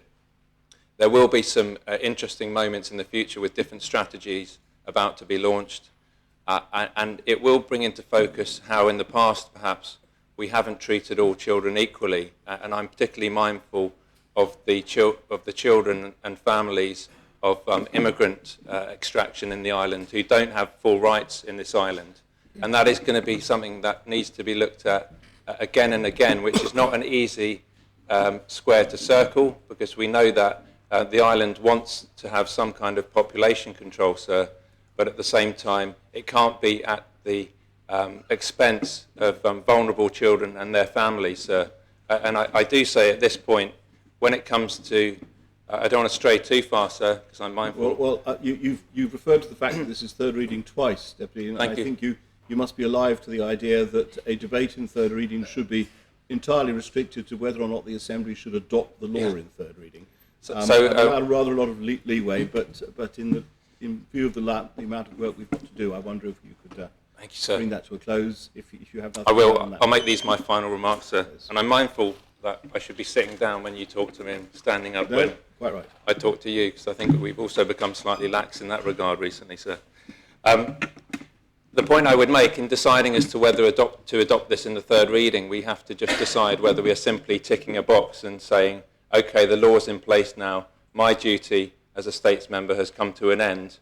Or, in fact, what I would suggest is that, yes, absolutely, vote for this in the third reading, but be aware of the fact that we do need to continue. And when it comes to those really difficult practical decisions that maybe some ministers in the future need to make about how we deal with those thorny issues around those families who have been here for less than 5 years, and I see the minister shaking her head. I'll give a practical example about somebody who's an immigrant worker on a 9-month contract. She may or may not have family here, young children, just injured her leg, very bad injury, may need to get her leg amputated. She's been invited to Jersey to work for us. No health care, no insurance. How does that leave a vulnerable family potentially with young children in that situation? We're quite happy for families to come to Jersey in the abstract and practically to work for us, but when these situations happen, how do we link that to the law that we've just passed today? I leave those comments there, sir, and I thank you for your indulgence. So the other member wish to speak in third reading? No other member wishes to speak in third reading, then I call upon the Minister to respond. Thank you, sir, and I thank the speakers for their comments and speeches. So the draft Children Prevention Right Jersey Law 2002 represents our enduring, this Assembly's enduring commitment to putting children first, and will secure meaningful consideration of children's rights within key decision-making processes. The draft law represents a robust model of indirect incorporation of the UNCRC and has been welcomed by the Children's Commissioner and our partner at UNICEF UK. I'm grateful to the ministerial colleagues and especially the members of the Children's Education and Home Affairs Scrutiny Panel who have worked tirelessly alongside me and my officers and supported the development, the creation, the improvements to this draft law, and I commend them for that, sir. As the Minister for Children Education, I am extremely proud to commend this draft law to the Assembly, and I propose it third reading. Thank you very much. I ask the greffier to open the voting and members to vote in third reading.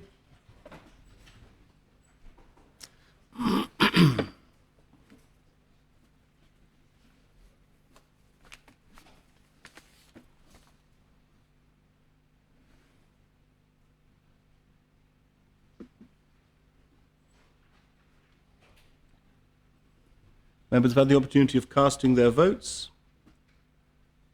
Then I ask the greffier to close the voting.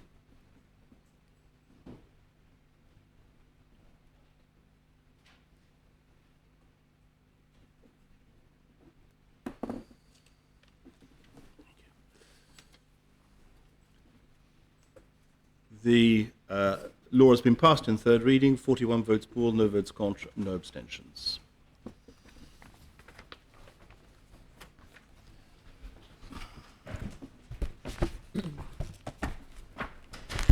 Very well. In accordance with the decision taken by the Assembly yesterday, the next item of public business is the draft Police Complaints and Conduct Jersey Law, P22, and the main responder will be the Chair of the Children Education Home Affairs Scrutiny Panel, and I ask the greffier to read the citation. Draft Police Complaints and Conduct Jersey Law 2000, a law to replace the Jersey Police Complaints Authority with the Jersey Police Complaints Commission, to to make provision in relation to complaints about or matters concerning the conduct of or death or serious injury matters involving police officers or persons undertaking certain functions of police officers, for the disciplining of police officers, to amend the States of Jersey Police Force Law 2012 and for connected purposes. The States, subject to the sanction of Her Most Excellent Majesty and Council, have adopted the following law. Minister. Sir, this draft Police and Complaints and Conduct Jersey law is intended to provide a framework for an enhanced and modernized system to manage the conduct of people exercising police powers and complaints against them. Police officers hold a unique place in the community. We rely on the police force to keep us safe and to maintain the conditions for a stable and prosperous community. Police officers can carry out this task effectively because they are given powers to involve themselves in the lives of islanders, to use investigatory powers, and even to use force on citizens where necessary. These exceptional powers mean that we need to hold police officers to a high standard of conduct, which is reflected in the need to have specific legislation in place to address how the conduct is monitored and how complaints against them are managed. This legislation will affect any person who can use police powers, including officers of both the States of Jersey Police Force and the honorary police forces. It will also encompass the use of specific police powers by civilians, for instance, when civilian investigators take statements from witnesses. It is in everyone's interest to ensure that there is a robust oversight of the police. However, we need to recognize that police officers are regularly asked to enter into potentially dangerous and volatile situations, relying on their own training and instincts to take critical decisions on the spot. To reflect this, the laws will provide a framework not only for overseeing the behavior of police officers and others, but also to establish protections and rights. For instance, the right to be kept fully informed about the progress of complaints alongside the complainants. Legislation is also required because in order to reflect the independence of the police forces from government, police officers are not defined as States employees under the Employment of States of Jersey Employees Jersey Law 2005. Additionally, police officers require a degree of legal protection because they are so critical to the maintenance of a functioning society that they are forbidden from joining a trade union or engaging in industrial action. Currently, complaints against the police are dealt with under the Police Complaints and Discipline Jersey Law 1999, with disciplinary procedures for the honorary police and States of Jersey police forces set out in respective orders. Separate arrangements for complaints against the chief officer and deputy are dealt with by the States of Jersey Police Force, Chief Officer and Deputy Chief Officer, Jersey regulations, which are a modernized framework dating from 2017 and are not affected by this legislation.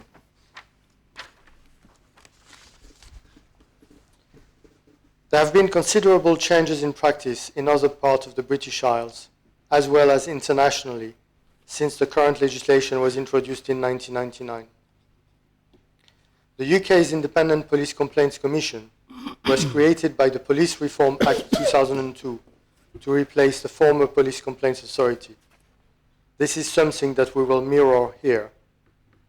Later in 2005, the Review of Police Disciplinary Arrangements report led to a simplified and more transparent regulatory approach. Finally, in 2020, the UK made further changes to ensure complaints are dealt with quickly, effectively, and proportionately. The purpose of this law is therefore to modernize the current framework for dealing with complaints against the police, and it is developed to be consistent with that best practice elsewhere in the British Isles. The intention is to create a consistent approach and provide equity of treatment for all those who can exercise police powers, and to establish common standards and provide improved clarity for those making and handling complaints. It is important to maintain reasonably similar systems to those in place in the rest of the British Isles, as staff transfer and mutual aid is often given between the various jurisdictions. That being said, it is not possible or desirable to simply copy the complaints and conduct systems in the UK due to the differences between the structures in place. In particular, the existence of the Honorary Police with the Attorney General as its titular head and the relationship between the Honorary Forces and the Connétable requires specific arrangements to be made to reflect the history and constitutional arrangements. The legislation allocates duties with this in mind to ensure that the responsibility for the forces rests with the appropriate party. The Chief Officer of Police will be required to obtain and preserve relevant evidence concerning a complaint or duty or conduct matter against the State of Jersey Police Force in line with the arrangements established by the Deputy Chief Officer until the matter is resolved or until the Deputy Chief Officer launches an investigation. They will also keep a register of the nature, handling, and outcome of all complaints. The Deputy Chief of Police will be responsible for maintaining suitable arrangements for the handling and recording of complaints, and suitable arrangements for obtaining and preserving evidence in respect of complaints against both the States of Jersey Police Force and the Honorary Police, and also for keeping the Commission and the Comité des Connétables and Comité des Chefs de Police informed about those arrangements. They must also keep records of every referral, disciplinary proceedings, and potential criminal offences by police officers. The Deputy Chief Officer will also be responsible for determining whether or not it is necessary to investigate specific incidents of death or serious injuries.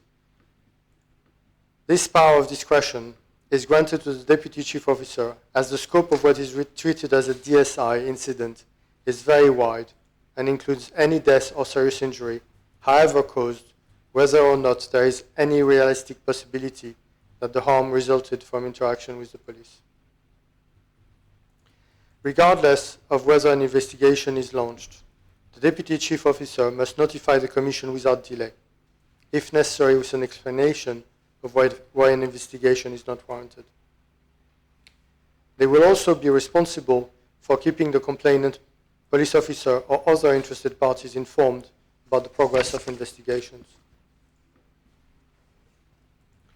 Each Connétable will be responsible for maintaining satisfactory arrangements to handle complaints against the Honorary Police Force of their parish, and they will also keep a register of the nature, handling, and outcome of all complaints. They will be required to obtain and preserve relevant evidence concerning a complaint. In line with the arrangements established by the Deputy Chief Officer, until the matter is resolved or until the Deputy Chief Officer launches an investigation. They will need to keep the Commission and Comité des Connétables informed about those arrangements to ensure that they continue to be suitable. The Attorney General will be required to maintain suitable arrangements for the handling of complaints against members of the Honorary Police during any investigation into those complaints, and keep the Commission and Comité des Connétables informed about those arrangements. They must also keep records of every referral, disciplinary proceedings, and potential criminal offences by the Honorary Police officers. All of these arrangements will be overseen by the Jersey Police Complaints Commission, which will replace the existing Jersey Police Complaints Authority, while retaining the same membership. The Commission will make recommendations concerning the arrangements and practice in complaint handling, and will report to the Minister on the overall operation of the overall complaint system. It will submit an annual report on the system to the Minister for presentation to the States. The Commission will have an enhanced role in the event of a person suffering death of serious injury, when it must immediately be notified by the Deputy Chief Officer and will be engaged throughout the ensuing process. Ultimately, The draft law set out duties and roles to provide a framework within which a complaints and conduct systems can be developed in greater detail by subordinate regulation. Those regulations are attached in draft for members' consideration. I would like to go a little bit deeper into this, actually. This is an enabling law, and there is very, very little depth to it. Everything that it will allow will be contained in the regulations. There is an example of what those regulations could look like, provided in the proposition, all 100 pages of it. These are an indication of what they could be, but they have not, of course, been subject to, well, they have been subject to scrutiny, but not in depth, and they have not been subject to consultation. We are also not discussing them today. There is none of them will be enabled or enacted today or will be part of the law, and this will be for the next assembly to decide upon, probably in 9 to 12 months' time. With this, I propose the law, sir. Are the principles seconded? Yes, sir. Does any member wish to speak on the principles? Deputy Ward. So just very briefly from the panel, I refer members to the comments paper from the panel, which I hope they've read. But I just want to refer, there was 2 points. One point was this is very close to the election, and we were concerned about that. But we do really understand it was delayed classically due to COVID, sir. But I just want to refer to the conclusion in the report, and I just want a few words from that. The draft law is the first step in the legislative process and lays the foundations for an updated system to address how complaints and conduct matters are handled within the states of Jersey and Honorary Police. The panel is satisfied that the framework is sufficient.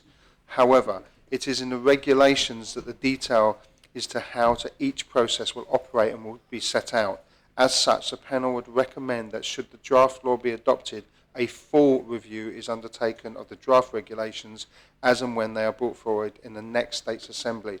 The panel will ensure this is detailed as an area for consideration for a successor panel in the legacy report. I think that's a really key point to say. So it's the regulations, in this case, sir, the devil is in the detail of these regulations, and they do need full scrutiny in the next Assembly. So we would urge whoever is chairing that panel to take on those regulations at the time. But at the moment, we are satisfied that this is a sufficient framework for future movements. Thank you, sir. Does any other member wish to speak on the principles? Deputy Morell. Thank you, sir. And really, it's a question to the Minister. With regard to death and serious injury, I appreciate the regulations are not here. This is an enabling law, but it does go into a little depth in this area. It appears that there is a choice to be made as to whether an investigation or not is undertaken should a death or serious injury occur in police custody. I find that interesting that there is a choice. In my mind, that is something that if there is a death or serious injury in custody or whilst arrested by a police officer, there should be an automatic investigation regardless, whereas at the moment I understand that the proposed law suggests that a recommendation is made by the police to the before the JPCC would decide whether or not to undertake an investigation. So I'm a bit perturbed by that, because for me, if there's a death in custody, an investigation should take place. Thank you, sir. Indeed. Does any other member wish to speak on the principles? Conor St. Thank you, sir, and I hope it will be acceptable of me to use this proposition as a chance to recycle a speech I made during the Bridging Ireland Plan debate. Members will recall that there was a discussion about the future of the St Helier Honorary Police headquarters in Nelson Street, and I used that opportunity, which I suspect was rather lost because it was scarcely relevant. But I think it is more relevant today because we are talking about complaints against the police, which of course includes the Honorary Police. And I simply want to say, sir, that of course it's absolutely right that this legislation is being updated and that the very highest standards of behaviour will be expected of all police officers in Jersey. but I think all members would agree with me that this is a rare occasion and that 99% of the time our police officers carry out their onerous duties with a combination of professionalism and dedication. I was reminded this morning, sir, when you said those very kind words about the late Senator Carey, that he began his career as a States member by being a constable's officer in St. Juan, and so many islanders choose to devote some of their time to honorary service and some of them to honorary police service. And that is a debt that we are enormously grateful for and lucky to have. Perhaps we need to remind ourselves sometimes that we are the only place where such a tradition exists. It doesn't even happen in our sister island. It is quite a remarkable feature of policing in Jersey that we have the honorary police. And what is remarkable during COVID in particular to me as Constable of St Helier was that 4 centeneers in St Helier did all of the charging for the entire island throughout the pandemic by arrangement with the other constables. It was an enormous amount of work, and that's why I just wanted to repeat my thanks to those centeneers in particular for the work they did during the pandemic, and to all honorary police officers and to States of Jersey police officers for the work they do, and for their professionalism, which means that complaints such as we're discussing today are very rarely made. Thank you, sir. Very much. Any other member wish to speak on the principles? Constable Brillard.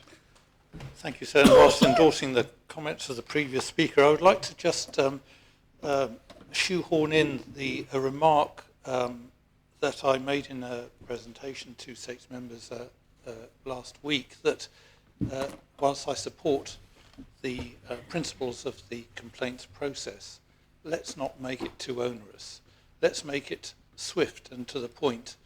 There will be always a number of vexatious complaints which have to be dealt with, but the effect on the officers complained about can be quite profound, and I think we must take notice of that and ensure that anything is dealt with in an efficient, swift manner, and that the effect on those particular officers is also accommodated in the law in the best way that we can. Thank you, sir. Much Constable. Any other member wish to speak on the principles? No other member wishes to speak on the principles. Constable St Lawrence. Thank you, sir. Very briefly, just to say, of course, this is about good governance. It is about transparency and accountability for the States of Jersey Police and the honorary police. And we cannot be too transparent, I believe, in our dealings with the public, but particularly in the way in which complaints are handled. The public need to be reassured that their voice will be heard and will be taken into, clearly taken into account and not overlooked, not forgotten about. They need to know that both the States of Jersey Police and the honorary police are accountable for their actions. I would just like to endorse the words of the Constable of St Brillard regarding the length of time that it can take for complaints to be dealt with and the clear detrimental impact that that length of time has on the officer concerned. Particularly, sir, if it turns out at the end of the investigation that there is no comeback on the officer, that they may not have been at fault. But I have seen it, sir, and I know the severe impact it has on their well-being. The difficulty from an honorary police perspective, of course, is that the complaint is investigated by States of Jersey Police, and there is no way that the constable who has responsibility for the well-being of their officers has any impact on the speed at which the investigation takes place.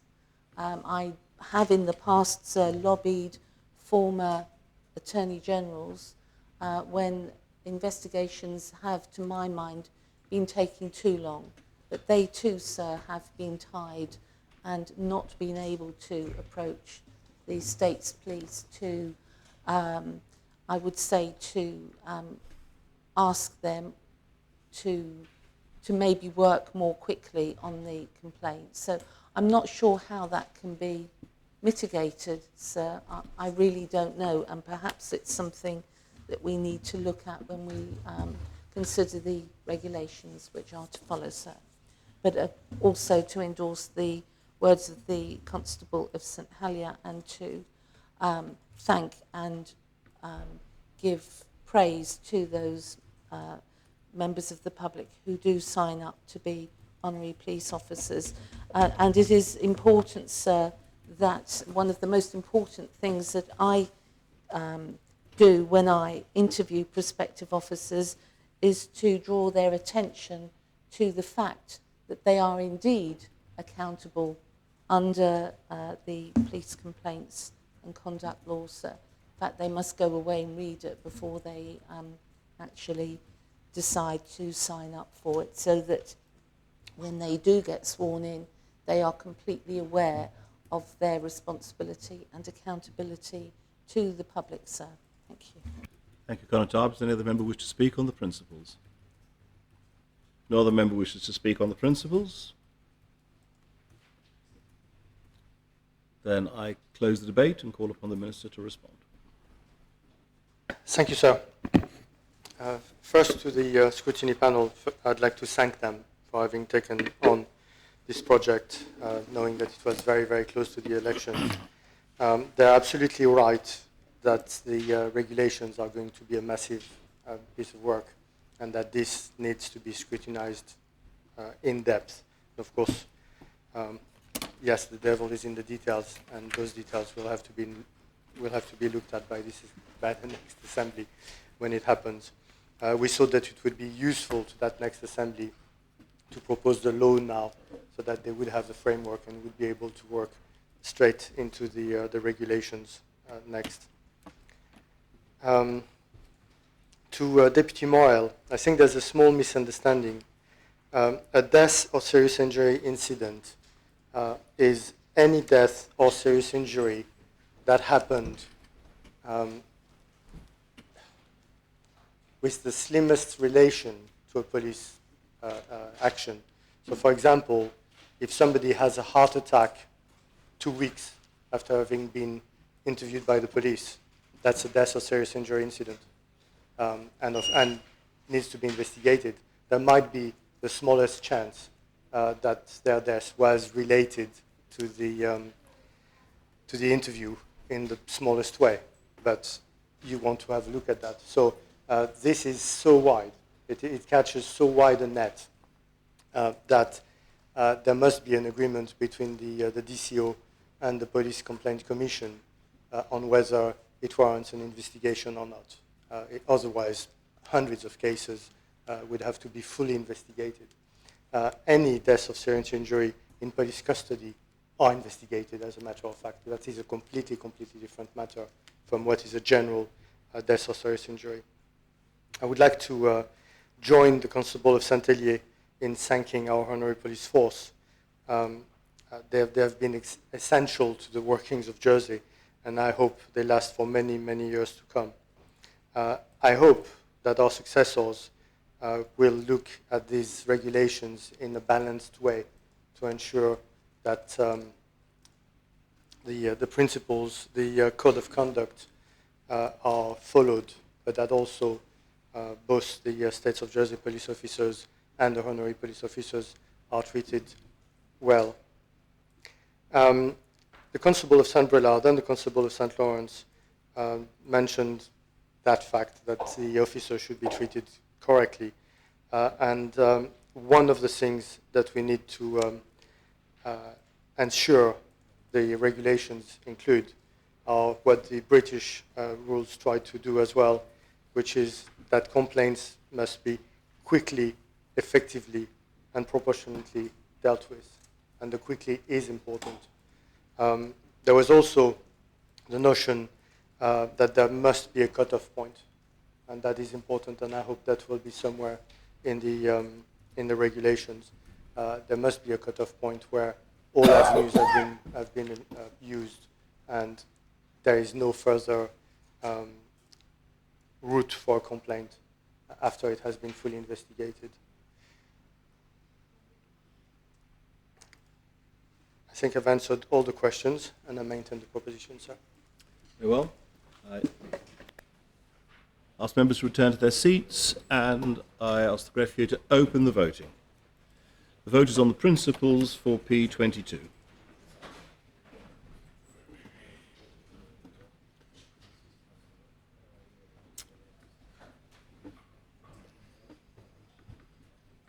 Members have had the opportunity of casting their votes. Then I ask the greffier to close the voting.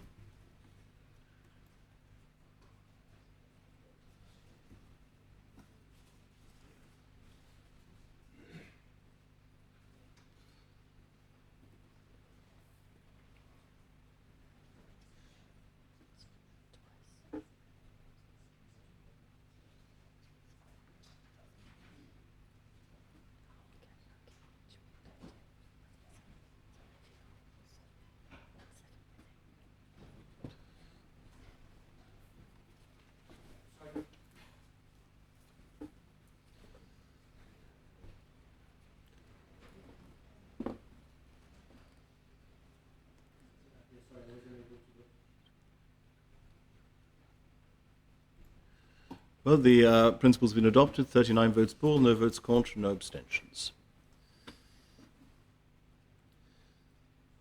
Deputy Ward, does your panel wish to call the matter in? No, sir. Very well. And how do you wish to deal with the articles in second reading, Minister? Sir, I would like to take them en bloc, but talk about them shortly. Certainly.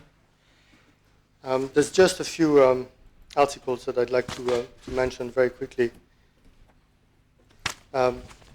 Article 2 defines a complaint, and that's of course important, as a written statement expressing dissatisfaction about an act.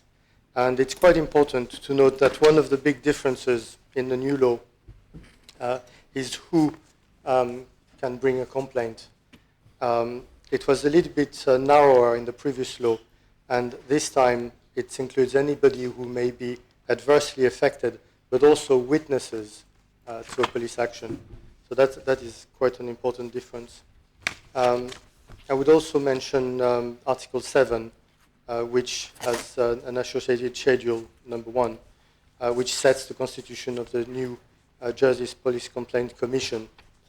So we decided to call it a commission to match what has been done in the UK, but also because subsequently to the creation of the JPCA, we created the Jersey Police Authority, and people have mistaken the two bodies. Article 9 is also important because it talks about reporting powers of the Commission, and those reporting powers are actually the strong arm of the Commission. They are quite important to look at. Another important aspect of those reporting powers is that they have to be conditional, because a lot of the information that the JPCC deals with is extremely private in its nature. So they have to decide whether reporting that information is in the public interest, whether it is in the interest of the victims, and that will have to be detailed in the regulations.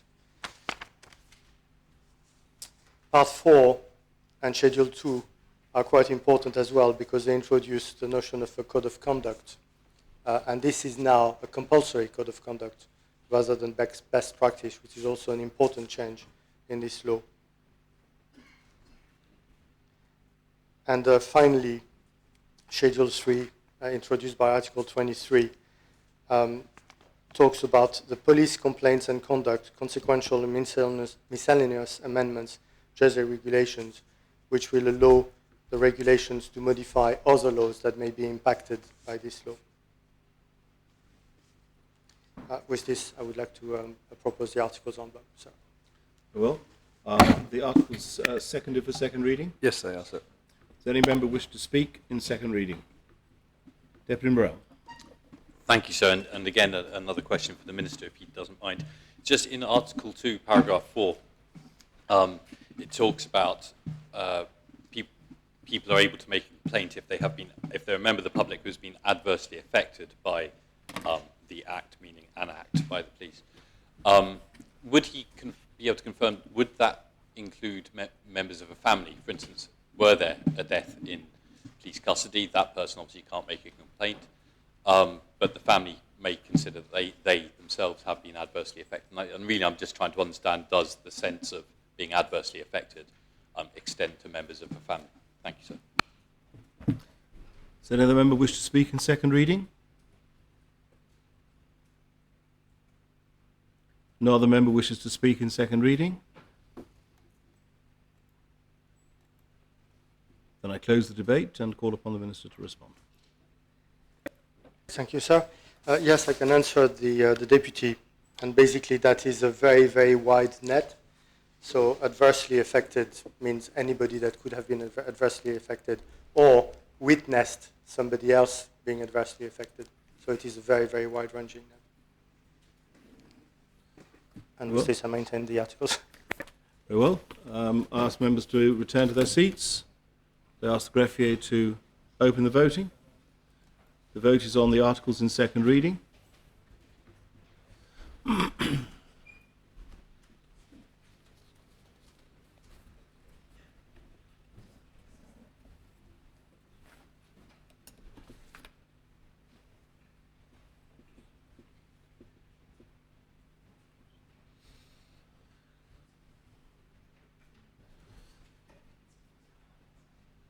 If members have had the opportunity of casting their votes, then I ask the greffier to close the voting.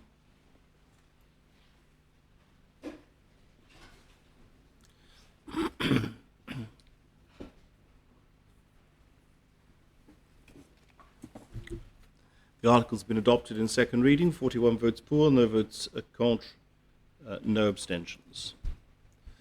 Do you propose the matter in third reading, Minister? Yes, sir, and I'd like to thank all those involved in writing this extremely extensive law and its draft regulations.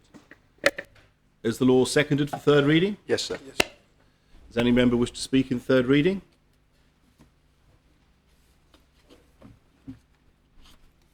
No member wishes to speak in third reading? Then I close the debate. And I ask the greffier to open the voting.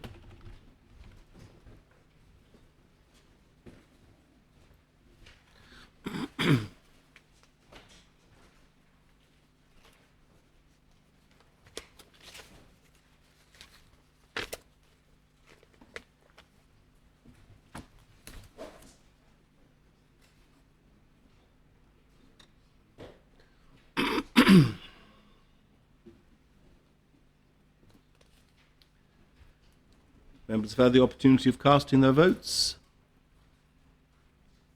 I ask the greffier to close the voting.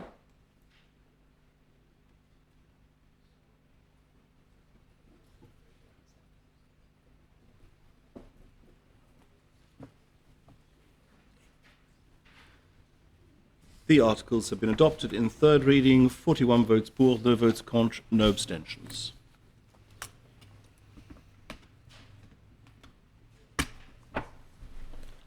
Very well, we now move on to the draft criminal procedure consequential amendments access to justice Jersey regulations P4 lodged by the Chief Minister, and I ask the greffier to read the citation.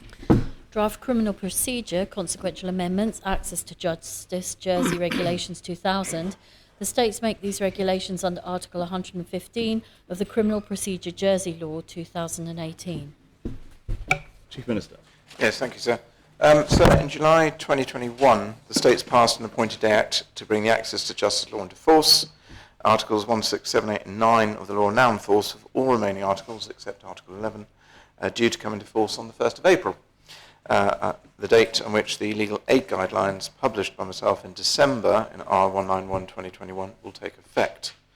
Now these hopefully very straightforward regulations are needed to update or tidy up Article 21 of the law before it comes into effect in April. Article 21 currently makes reference to the Magistrates' Court Miscellaneous Provisions, Jersey Law 1949. That law has been repealed by the Criminal Procedure Law 2018, and as such, the draft regulations ensure that the outdated reference to the 1949 law is now removed, and a correct corresponding reference to the new Criminal Procedure Law is inserted. The effect and purpose of Article 21, which is to enable costs, orders and payments to be made, as provided by the regulations made under the Costs and Criminal Cases Law, is retained in its entirety. So there is accordingly no change to policy. The draft regulations also propose Article 22, the Access to Justice Law, be deleted. That makes reference to Article 106 of the Police Procedures and Criminal Evidence Law, which has been deleted by the Criminal Procedure Law and is therefore now redundant. With these amending regulations, all references in the Access to Justice Law will be up to date and current in time for the law to come more fully into force on the 1st of April. I move the principles, sir. Thank you. Are the principles seconded? Yes, sir. Does any member wish to speak on the principles? Deputy Aye. Thank you, sir. As members will know, there has been a lengthy delay to the implementation of the legal aid guidelines, which are due to come into effect on the 1st of April this year. Because of this, some references of other legislation in the law are now outdated. This consequential amendment ensures that the correct provisions in the Criminal Procedures Law are referenced. The Legal Aid Review Panel understands the necessity for this amendment and supports its progression. Thank you, sir. Does any other member wish to speak on the principles? No member wishes to speak on the principles. And I close the debate and call upon the Chief Minister to respond. I thank the Deputy for his comments and for all his support and work with his panel during this whole process, sir. Thank you. And I maintain the principles. I presume it's appropriate to standing vote, or You don't call for the appel, given the fact that there's not been a debate, then I'm prepared to take it on a standing Thanks, vote. I'll take the matter on a standing vote. All those in favour of adopting the principles kindly show. Those against? Clearly adopted within the chamber on a standing vote. And your scrutiny panel doesn't wish to call the matter in? Very well. Do you wish to deal with the matter in second reading then? yes, sir. Can I propose the two regulations on block, sir? Are the regulations seconded in second reading? Does any member wish to speak in second reading? No member wishes to speak in second reading. Then I close the debate, and I will take this on a standing vote as well. Thank you, sir. Members kindly show if they approve. Any against? Very well. It is adopted in second reading. Do you propose the regulations in third reading? Yes, sir. Thank you. Are they seconded for third reading? Does any member wish to speak in third reading? No member wishes to speak in third reading? Then I close any debate. Call for the appel at this point. I think appel will be appropriate, sir. Thank you. Yes. And therefore, I invite members to return to their seats, and I ask the greffier to open the voting.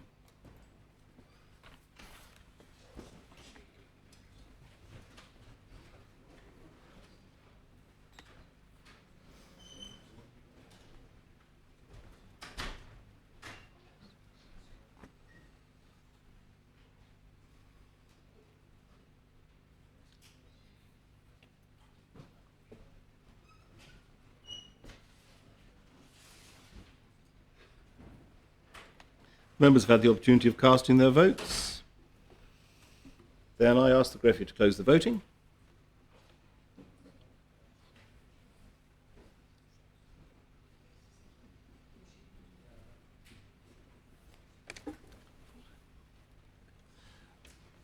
The regulations have been adopted in third reading. 40 votes for, no votes contra, no abstentions.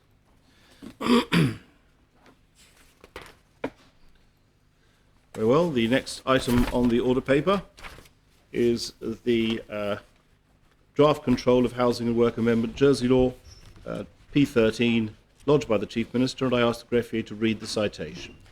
Draft Control of Housing and Work Amendment Jersey Law 2000, a law to amend the Control of Housing and Work Jersey Law 2012 and for connected purposes. The states, subject to the sanction of Her Most Excellent Majesty in Council, have adopted the following law. Chief Minister. Sir, the Deputy of St Peter is acting as rapporteur on this. Deputy of St Peter. And thank you very much, sir. I have had the honour to be responsible for population issues for the last 18 months, and I'm very grateful to the Assembly for the support I've had previously received when bringing forward the first common population policy and the policy principles that will support more responsive migration controls. Today, I hope that members will support my proposals for law changes that will pave the way for those improved controls. These proposed amendments to the Control of Housing and Work Jersey Law 2012 respond to the need to create more responsive controls on migration in line with the findings of the Policy Development Board in R20 and the state's decision to endorse P137 in March 2021. This included to agree that action should be taken to provide more responsive controls on the number of migrants who acquire the rights to settle permanently in Jersey and to remove the automatic graduation from one Control of Housing and Work Law permission to another. These amendments maintain the current structure of the law and provide a simple, high-level framework within which more detailed secondary legislation can be developed. The use of regulations and orders will give significant levels of flexibility to allow short, medium and long-term plans within the current population policy, P116, and future common population policies to be successfully implemented in order to manage the population of our island. If passed, these amendments will be followed by regulations and orders outlining the more detailed areas of the law. These will include clear decision-making processes, the different timeline-limited statuses, the access each status will have in relation to work and accommodation, the exemptions that will be in place for individuals and businesses, and how a person might move from one status to another, the fees and civil penalties applicable under the law, and the transitional arrangements that will be in place for those already holding a Control and Housing Work Law status. These draft amendments will be enacted through an appointed day act after the secondary legislation has been agreed by the Assembly. The secondary legislation will replicate existing commitments with regard to exemptions to allow regulated activity as defined within the law to continue as it does currently for the various exemptions that apply to persons to work in Jersey for short periods of time to continue, and to ensure Jersey continues to meet its obligations within the law towards World Trade Organization and free trade agreements. Regulations will also outline transitional arrangements that ensure that people already living and working in Jersey prior to the amendments coming into force will maintain their right and ability to automatically graduate to a different status as they do today. A central feature of these amendments is the ability for Control and Housing and Work Law statuses and permissions to be time limited. This sounds like a small change, but it is an essential part of the amendments and will enable the Assembly to remove automatic graduation as a matter of course. As the Assembly has previously agreed, this is a vital element for the management of the island's permanent population. The government understands the difficulties being faced by certain industry sectors at this time. The framework within these amendments will enable targeted assistance to be offered to businesses where need and in line with the prevailing common population policy. In particular, I'd like to acknowledge the open letter last week from the Chief Executive of the Jersey Hospitality Association, who I have agreed and look forward to meeting next week. The amendments established a new decision-making and review structure. Initial decisions will be made by determining officers within ministerial guidelines, which allows the Chief Minister to act in an independent role when considering reviews of any decisions. The changes to primary legislation also established 2 new bodies which were endorsed in P137. The Housing and Work Control Panel, a political panel to support decision-making in respect of individual applications by both determining officers and on review by the Chief Minister, and the Population Advisory Council, an expert council to advise the Chief Minister on overall population policy. R20 and P137 highlighted the biggest impact upon these islands' permanent population was automatic graduation, and these amendments concentrate on addressing that issue. They do not make any significant changes to the housing controls within the law, and properties will continue to be categorised as qualified and registered. Sir, there is an important distinction to be made between international immigration and migration from within the common travel area, that being UK, Ireland and the Crown dependencies. The relationship with the common travel area is a vital one for Jersey, and these amendments do not prevent travel or restrict the movement of anybody within the CTA. Accompanying work streams on an IT portal will bring together the current separate application processes for control of housing and work law and immigration permissions, which will simplify the process for businesses and their staff. The Migration and Population Review Panel has been fully engaged in the developments of these amendments, and I wish to thank them. And I would like to thank them for giving their feedback and appreciate their broad acceptance of the principles of the amendment and agreement that this proposition lays the foundations for a more transparent and flexible system of migration controls. Resources have been stretched during the COVID pandemic, and I'd like to thank all of those who have contributed and worked extremely hard to ensure these amendments provide sound legislation that will be able to be adapted to the future needs of the island. The primary law is the first stage, and this carries out a few very important elements that have taken considerable time and effort to get right within the law. For example, removing the prescriptive rules that currently exist within the law, introducing the ability for permissions within the law to stop and start, and the new decision-making process. It ultimately sets the framework on which to build sufficient flexibility within the secondary legislation and the policy guidelines that will follow to implement future population policies. The secondary legislation and policy guidance will be a significant piece of work. In summary, this might not be the most exciting piece of legislation, but it does lay the very important foundations that are required on which to build the more detailed secondary legislation. Nothing agreed today will be brought into play until the Assembly has agreed both the secondary legislation and the Appointed Day Act. All members will have received a marked-up version of the amendments. Scrutiny have received a detailed briefing from officers, and officers have provided opportunities to explain and discuss the amendments. No further amendments have been received from members, and I therefore hope the Assembly will be supportive of these amendments to the Control of Housing Work Law in their current form.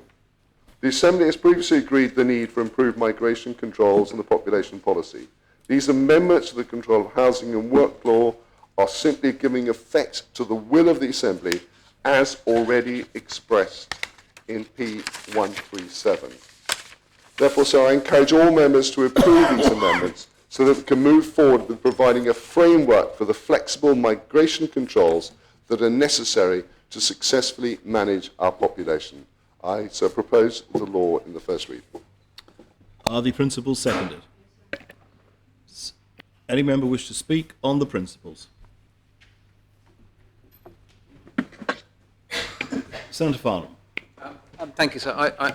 I'll be brief because, of course, I'm supportive of this, but we are in the grip of changing circumstances globally, which has led to huge challenges for our industries right across the economy in obtaining staff, not just in the economy, though, but in the public sector as well, in health and in other areas. These figures were that the 9-month and the 4-year and the 10-year were timescales that were really agreed prior to us understanding the impact and the implications of what we are currently going through. And as a result, I think it's putting a huge amount of extra pressure on businesses, especially tourism and agriculture, in relation to the recruitment and retention of staff. Of course, I'm supportive of this, but I think we have to fully be aware, and I know Deputy St Peter is aware of this, that it's something we're going to have to probably revisit sooner rather than later. So I just wanted to make that clear. I think we have to set off in this direction now, but we might have to review it sooner rather than later. Thank you, sir. Right, Senator Pallett. Thank you, sir. As chair of the Migration and Population Review Panel, I thought I'd make some comment. We have provided the comments paper to the Assembly, which I hope has been helpful to members. But I thought it might be useful just to make a few comments. First of all, I want to thank the Assistant Chief Minister for the briefings and updates he's provided the panel and his kind words. I hope the scrutiny panel has been of a benefit to him and his officers when they've been progressing this particular amendment. I think it's just I'll start off with a disappointing part. I suppose it's disappointing that at the end of another political term, we've reached the point where we haven't got the actual controls in place. But there has been progress, and I think the amendment provides a framework. But any further action is now dependent on the priorities of the next government. The conclusion is that, in keeping with that presented by the panel in its report on the Common Population Policy, which very much passed the baton to the next government, subject to any necessary data being provided through, for example, the long-awaited census. If the amendment is agreed by the Assembly, it still means the current controls stay in place, as the Assistant Chief Minister has said, until secondary legislation is agreed and Appointed Day Act is approved. I think members will appreciate that the work of scrutiny is necessarily dictated by the policy and legislation that is presented to it. And in this respect, the work on the substance of the migration control and population has yet to come. And in regards to that work, we'll be setting out our review panel's position in our legacy report to the Scrutiny Liaison Committee, so that any future work can be clearly set out. And hopefully the panel will be reconstituted in the new Assembly. It's this panel's hopes and recommendation that the next Council of Ministers can act quickly. I take on board Senator Farnham's comments around the current situation in the work market, but I think it does need to act quickly and decisively to bring secondary legislation forward for debate, and that this work is accompanied by meaningful engagement with the State Assembly, businesses and wider public. As Senator Farnham has said, I think businesses are concerned that any new controls need to be sensitively implemented, but what future changes will be are a decision for the next government.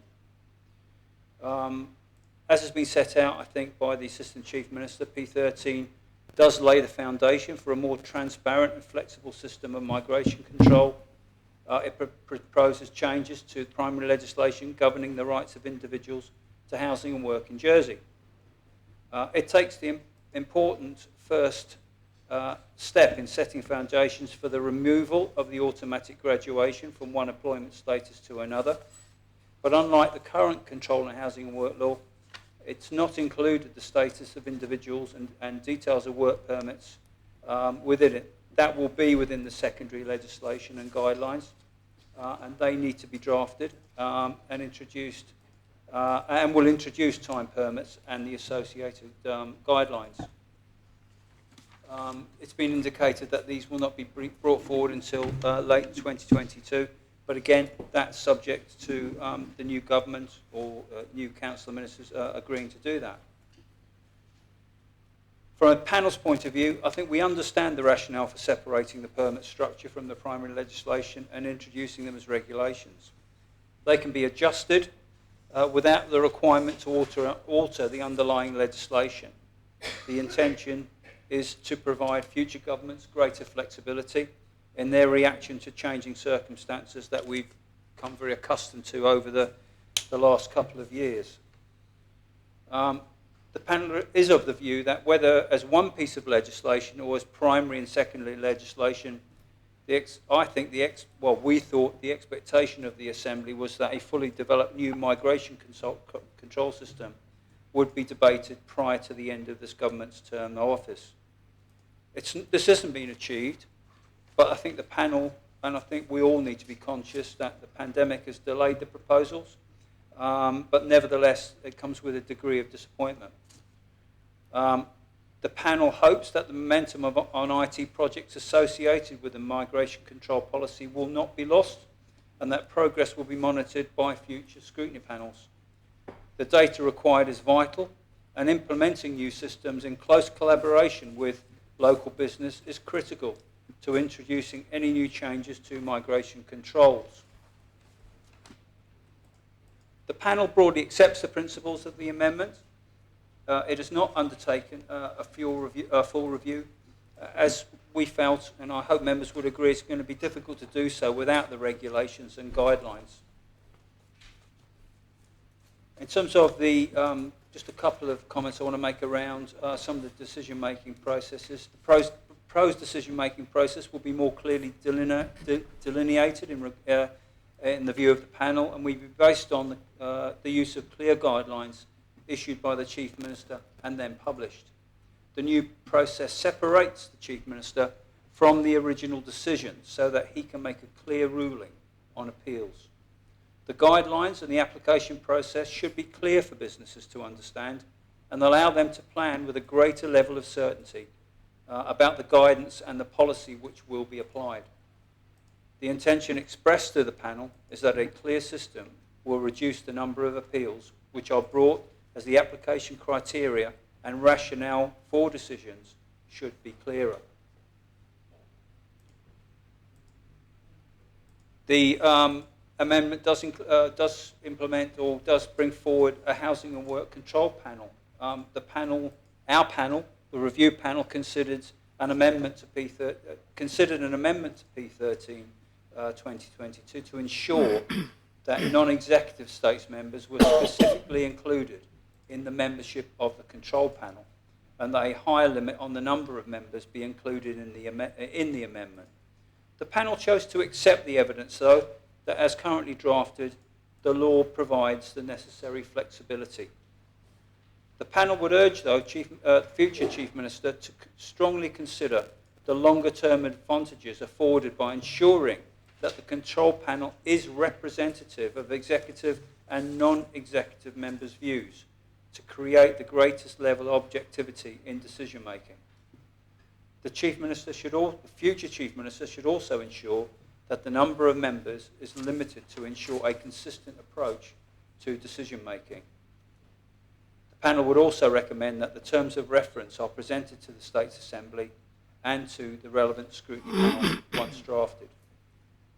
Just a couple of final comments around the Population Advisory Council. As with the control panel, the Population Review Panel recommends that further details of the Council's establishment and its terms of reference should be presented to the States Assembly and scrutiny.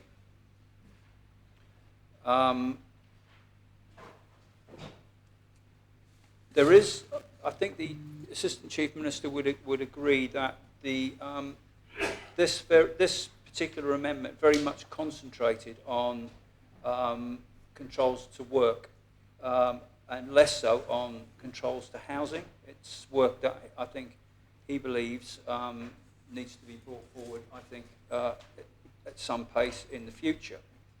And in that regard, I think the panel looks forward at some point to seeing detailed work on the secondary legislation in relation to housing, and hopes that future detailed scrutiny will be focused on those which determine how and what property can be accessed by those who choose to live and work in Jersey.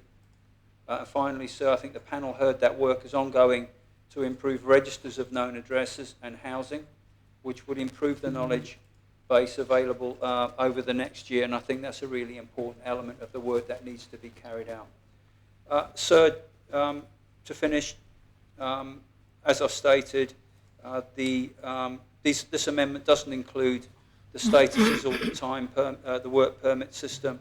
That will come at some later date.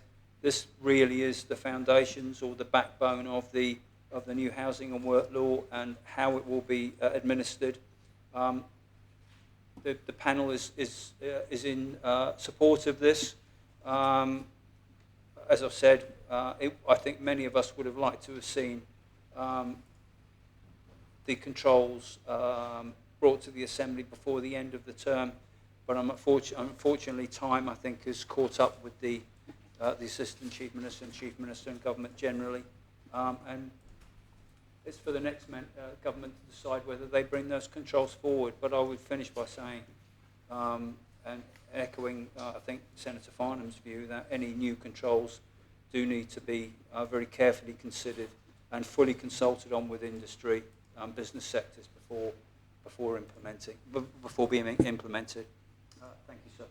Thank you very much, Senator. Does any other member wish to speak on the principles? Senator Moore. Thank you, sir. As Senator Farnham and Senator Pallett have both mentioned, this is a time of great difficulty for employers, and I simply cannot support this proposal, as at that difficult time it seeks to reduce the ability for many employers to recruit. That's further exacerbated by the proposer's admittance that he is yet to meet with some of the critical industry representatives. And I'm afraid it's simply not good enough that he is committing to meeting the Hospitality Association next week, when in relation to their letter, which we received last week. But that consultation should have already happened. It's simply not good enough. And as myself, somebody who came to the island on a licence to work, I cannot support the removal of the automatic graduation without greater consideration and also greater confidence in the people who have brought these changes to the Assembly. It has been noted, and I think many have viewed with some concern the level of knowledge that has been imparted in scrutiny hearings. It has been considerably lacking, sir. I think it has to be said publicly that it has not shown the government to be in a good light at all, and therefore I simply can't support it. Thank you very much, Senator. Does any other member wish to speak on the principles?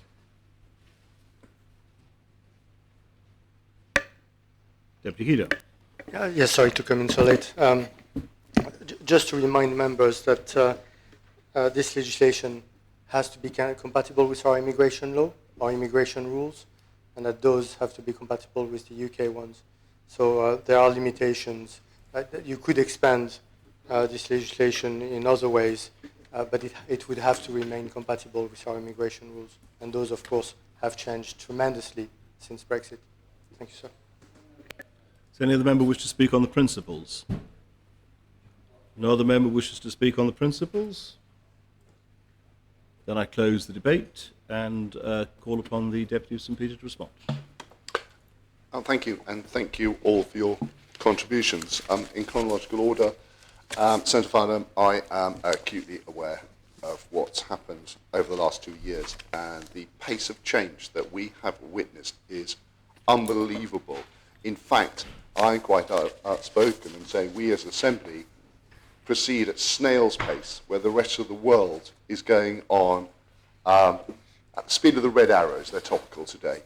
And that is why we have to have the fundamental principles of this proposition to enable in the secondary legislation the flexibility to be nimble and change very, very quickly to meet the demands of the businesses and healthcare and education and everybody who so desperately need to bring the expertise into this island that we need for our fundamental survival and future and to thrive. But I thank you for that comment, and it is absolutely Could you address your remarks to the Chair, please, Deputy? Oh, sorry, sir. Sorry, sir. I do apologise. So it would be, I thank the Senator for I thank the Senator. I apologise. Sorry. I'd like to thank the scrutiny panel.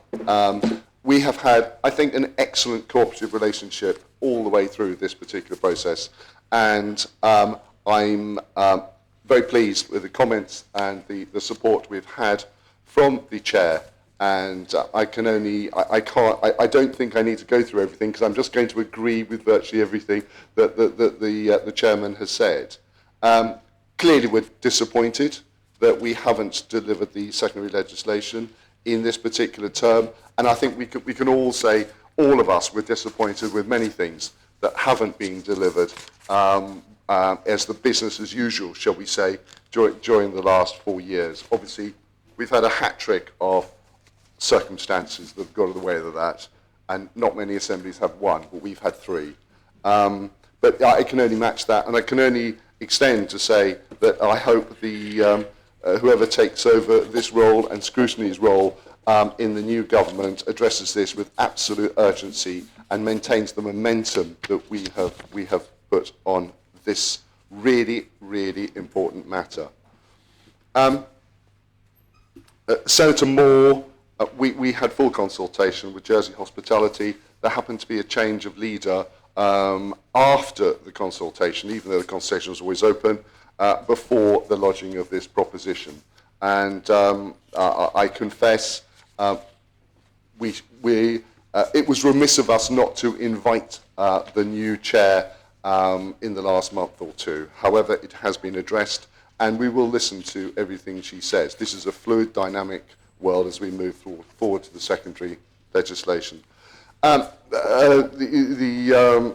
Deputy Guida, immigration and migration, much misunderstood, but they have to operate in sync. We have in anything, because of Brexit, we went from a catchment area of 600 million people to 60 million overnight that needed to come into this island through the immigration, through the border control imposed on us through our relationship with the CTA.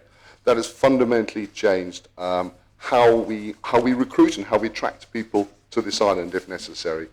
We have one arm behind our back, and those rules are set in the UK and not ours, and we must adhere to them should we wish to continue to be part of the CTA and the great benefits it brings.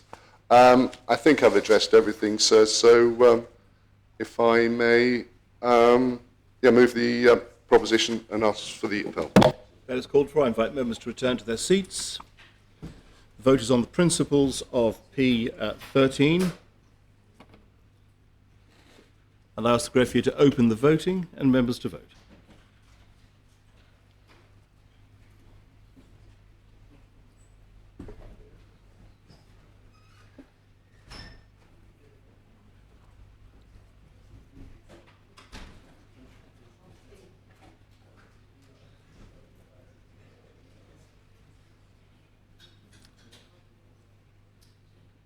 If members have had the opportunity of casting their votes,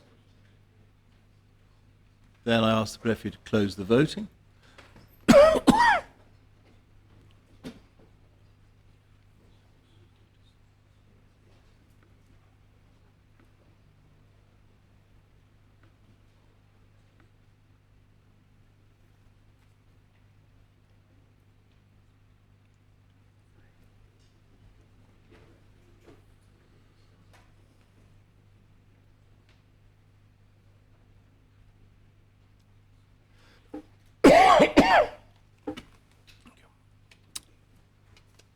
The principle has been adopted. 37 votes pour, 5 votes contre, no abstentions.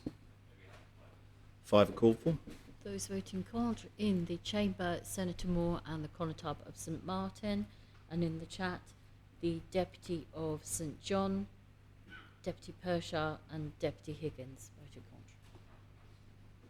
Very well. I'm assuming from the tenor of your speech in the Assembly that your panel doesn't want to call this in. Very well. How do you wish to deal with the matter in second reading, Deputy Speaker? I think as the amendments are interlinked, I propose the articles en bloc. Yes. Did you wish to speak to them or to take questions? I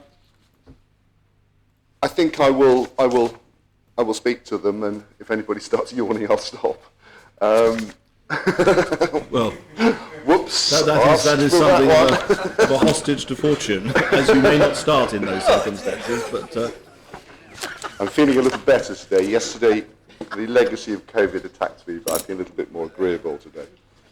Thank you, sir. The draft law is to make amendments to the Control of Housing and Work Law, which will make provision for the control and regulation of work in Jersey and connected purposes.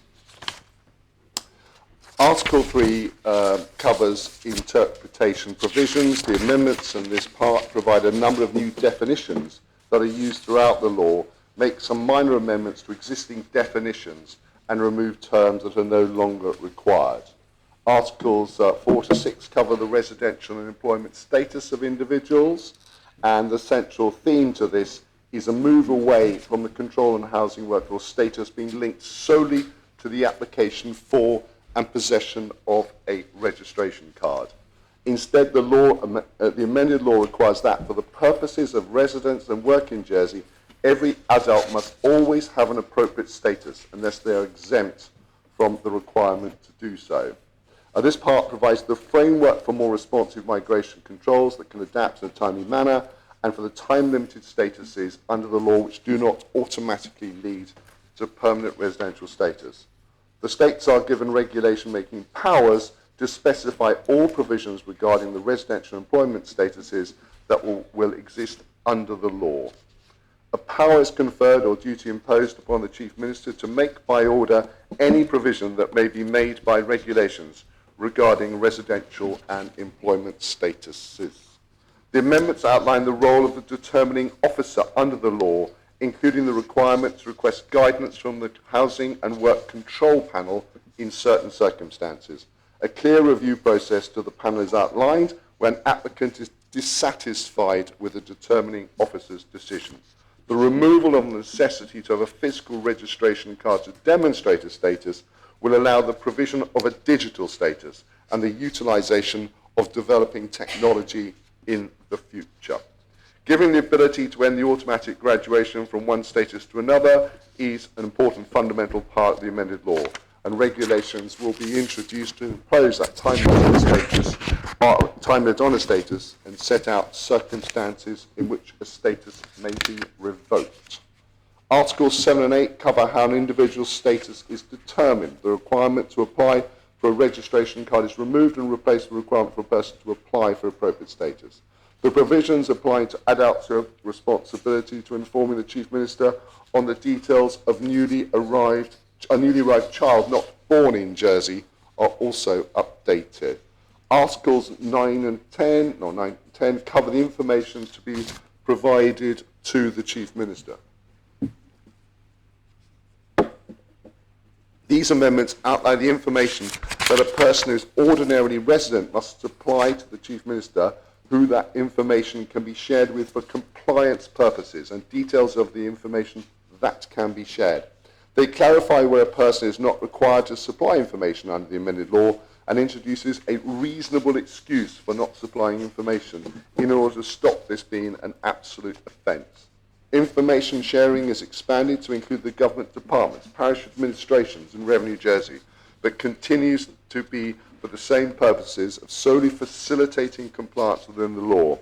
The European Convention on Human Rights, reviewed by the Law Officers Department, containing this proposition, confirms that the sharing of relevant information for the purposes of facilitating compliance within the law are proportionate and legitimate, and in accordance with Article 8 of the ECHR. Articles 11 and 12 cover housing categories and the occupation of housing. Minimal changes have been made to the categorisation of dwelling units and their occupation. The categories of qualified and resident housing continue to exist. The ability to occupy qualified accommodation will be set out in regulations to allow flexibility in the future control of housing stock via amendments to rules regarding the occupation of property. Consequently, the amendments will remove specific references to entitled and licensed statuses in the primary legislation. Articles 13 and 14 refer to land transactions. This section provides a framework to allow flexibility in the future management of housing stock. The specifics of how housing controls will be dealt with are removed from the primary law and will be placed into regulations. Articles 15 to 20 cover controls on businesses and workers. These amendments simplify the language around resident and non-resident businesses. introduce a staffing licence to be clearer on who is able to work for a business under the law, in what capacity and for how long, provides the framework for responsive and adaptable migration controls through exemptions and conditions, provide a framework for decisions on business and staffing licences to be based on transparent guidance that align with the current population policy objectives, outline a clear process and right to review, provide further detail regarding exemptions and conditions that will apply to staffing licences, individuals and businesses, and provide a framework of adaptable fees, including a provision for financial penalties should a fee not be paid by a set date, and provide the ability to gather better data on the island's workforce. That is fundamental.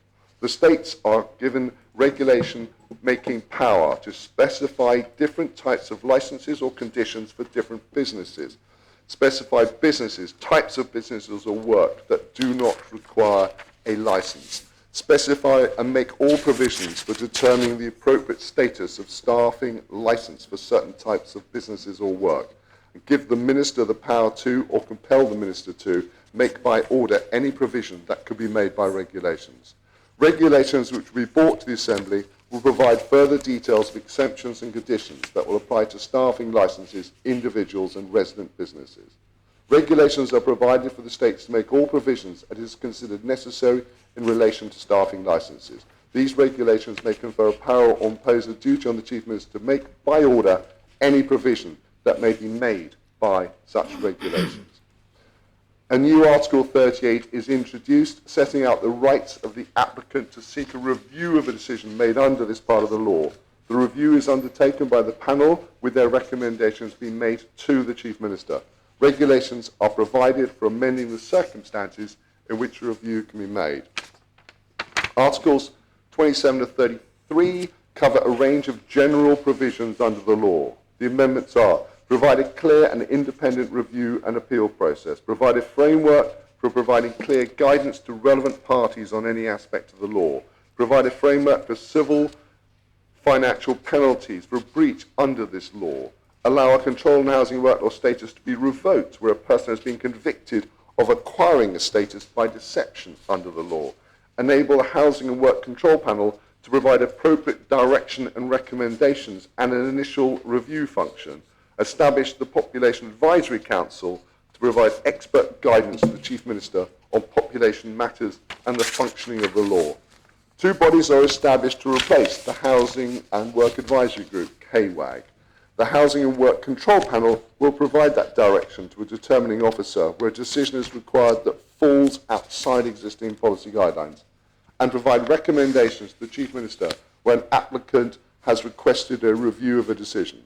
This panel will comprise of at least 3 elected members nominated by the Chief Minister, one of whom acts as the chair of the panel and holds a casting vote. And I note there the chairman of the scrutiny panel's comments there for a greater degree of flexibility and working within the exec and the non-exec together.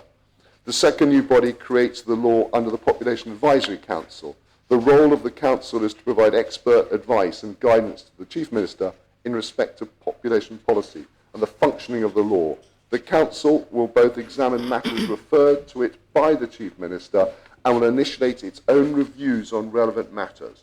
The Council's role is limited to general population policy and the overall operations of the law, and does not extend to the referral of or advice on individual cases. Article 34 removes references to transitional provisions, which have now expired, and Article 35 provides for the amendments to come into force by way of an appointed day act on a future day to be specified by the states. I propose the amendments in second reading.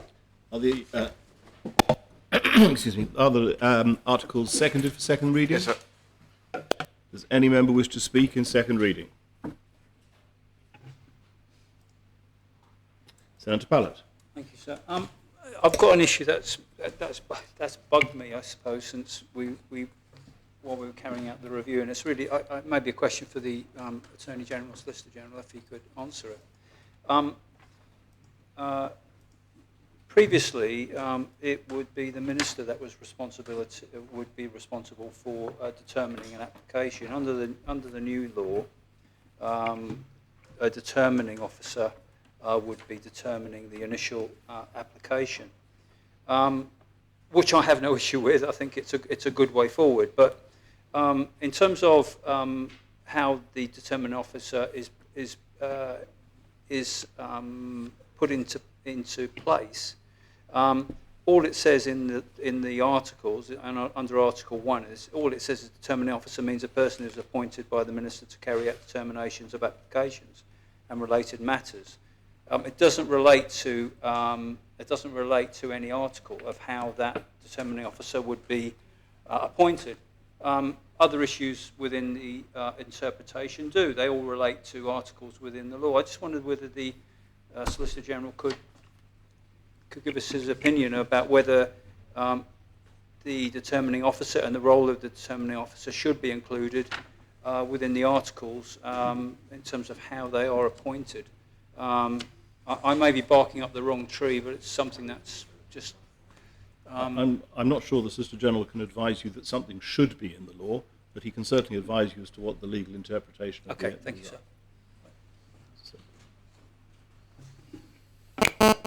Yes, well, it seems to me that Article 3 simply defines determining officer. It doesn't say anything other than that person is appointed by the minister. It doesn't say anything about how that appointment process is to take place. Now, it may be that that's a matter that could suitably dealt with by way of the regulations, but I don't see anything in the draft primary legislation that mandates how that appointment is to be made by the minister.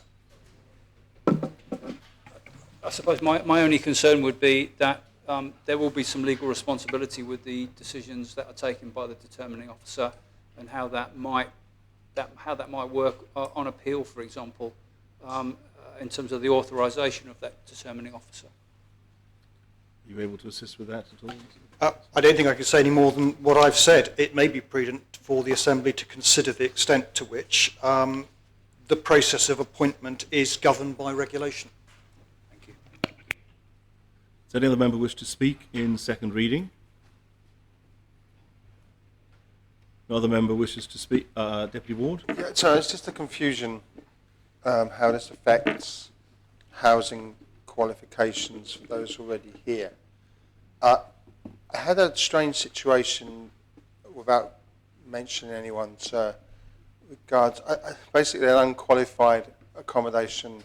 I discovered that if the landlord dies, that then becomes qualified status accommodation, and there was somebody living in it who had to leave or would have to have left, but were very close to their qualies, and so there was some reasonableness, I believe, on Haywag, in order to give them the quality, allow them to stay in that home. There was a flexibility. Would that flexibility be lost? Because I can't see where it is here. It seems to me that there are no arrivals to the island in that status from January, but I'm more concerned about those who are here at the moment and not to some extent pulling the ladder out from underneath them, and just how this fits in with this. Although I've got to say, I don't think these regulations do much at the moment. These articles do much, to be quite frank. You could vote for, vote against, or abstain. I don't think it makes that much difference, to be quite frank, without being rude, sir. I think because it's the devil is in the detail of regulation that comes through, and a proper approach to population later on. But just to see how it may have an unconsidered effect on those already here, waiting for residential qualifications who are so close to it, a few months away, for example, and if there's a change to their housing status, because these things can happen, and they need to be considered. Thank you, sir. Thank you very much, Deputies. Any other member wish to speak in second reading? No other member wishes to speak in second reading? Then I close the debate and call upon the Deputy St Peter to respond. And thank you, sir. I'm going to make the assumption that the answer from the Solicitor General to Senator Pallett was fine. The Deputy Ward is right in exactly what he says. If somebody's living in a non-quality quals property, that is non-quals by right of inheritance, if that person subsequently dies, that non-quality quals status dies with them. And absolutely right, Haywag currently has a degree of latitude if that person is getting close to the 10-year status, that they, on appeal, will generally be sympathetic to that situation. That is not going to change in the short term. There is nothing changes until the Appointed Day Act, and that will not be retrospective. So anybody who is here today who is working their way through that system will continue to work their way through that system. It only starts with people arriving in the island after the Appointed Day Act, is the hope that that's clear. So thank you for that.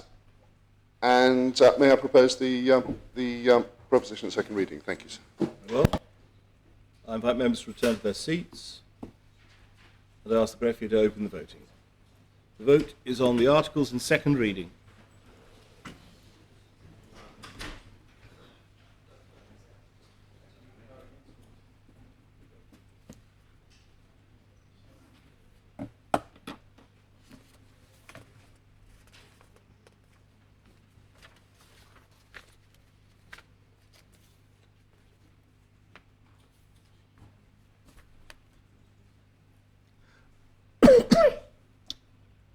If members have had the opportunity of casting their votes, then I ask the greffier to close the voting.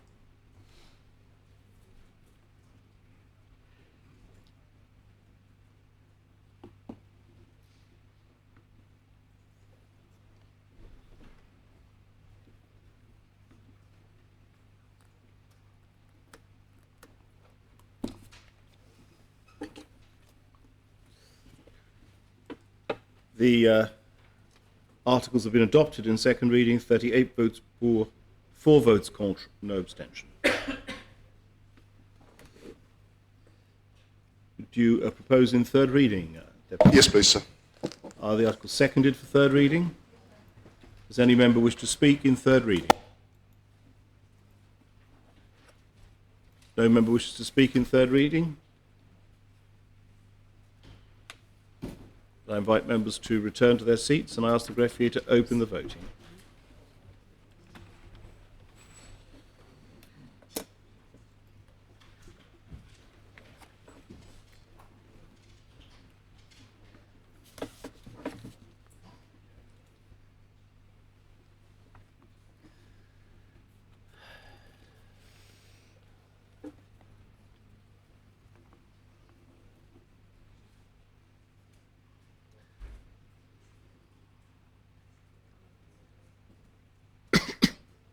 Members have had the opportunity of casting their votes. Then I ask the greffier to close the voting.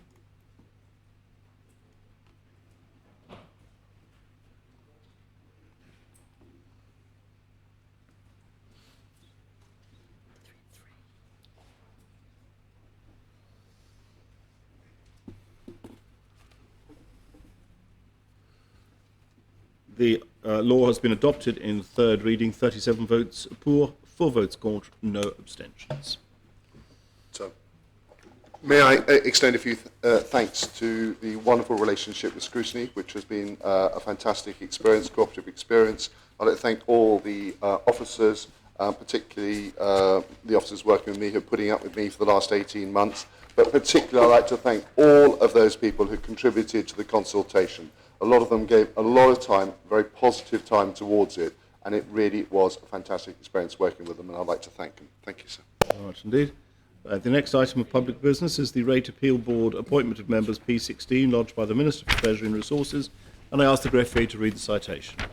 The States are asked to decide whether they are of opinion, in pursuance of Article 44 of the Rates Jersey Law 2005, A, to reappoint Miss Christine Vibert as a member of the Rate Appeal Board until 27th of March 2025, and B, to appoint the following as new members of the Rate Appeal Board: 1, Mr. Scott Hollywood; 2, Mr. John Reffo; 3, Mr. Barry Lebevon; 4, Mr. Ron Treby, for a period of 3 years from 28th of March 2022. Minister. Thank you, sir. Today I'm seeking members' approval for the reappointment of one individual to the Rate Appeals Board and the appointment of 4 new members to that board. Members may be aware that the Rate Appeals Board is established under the Rates Jersey Law 2005. Its members are required to hear and determine appeals against rateable values in accordance with the law, and do so with no remuneration. We are very fortunate and are indebted to islanders who put themselves forward voluntarily for these honorary positions. The tenure of the existing members of the board ended on the 27th of March this year. I am grateful that one of the members has put herself forward for reappointment. I would like to thank this member for their continuing service. I would also like to thank the members standing down from the board for their service, Messrs. Marrett and Routier. And so I regret to inform that a further member of the board, Mr. Clive Borroman, passed away sadly. The member I'm proposing for reappointment is Ms. Christine Vibert. A brief biography is included in the report. This individual brings a wealth of experience and diverse expertise to the role and remains keen to serve the island in a voluntary capacity. I'm pleased that she will continue to offer her services going forward. The individuals I'm proposing for appointment are Mr. Scott Hollywood, Mr. John Refo, Mr. Barry Le Bourvin, and Mr. Ron Treby. Again, brief biographies are included in the report. As you will see from the biographies included with the report, the proposed individuals have a diverse range of experience, both on and off island. Sir, I propose the nominations. Are the nominations seconded? They are, sir. Does any member wish to speak on the proposition? Senator Pallett? So just very, very, very briefly, I'd like to echo the thanks of the Minister to those that have served. It's important that people do put their names forward to these roles, and I wish those that are taking up the roles good luck with their work. I just noted on the bottom of page 4 in the reissue note that this project has been reissued due to Mr. David Leherze being elected as a juror, and I just wanted to take the opportunity to wish Mr. Leherze all good fortune and luck in his appointment as a juror. Many of us will have had the good fortune to work with him in the Magistrates' Court, and I just thought it was an appropriate time for us to wish him good luck. Very much indeed. Deputy Morell. Thank you, sir. And it's, again, just a question for the Minister. It was just to ask, out of interest, how many cases does the Rates Appeal Board kind of decide upon in a given year in general? Thank you. Honourable St Lawrence.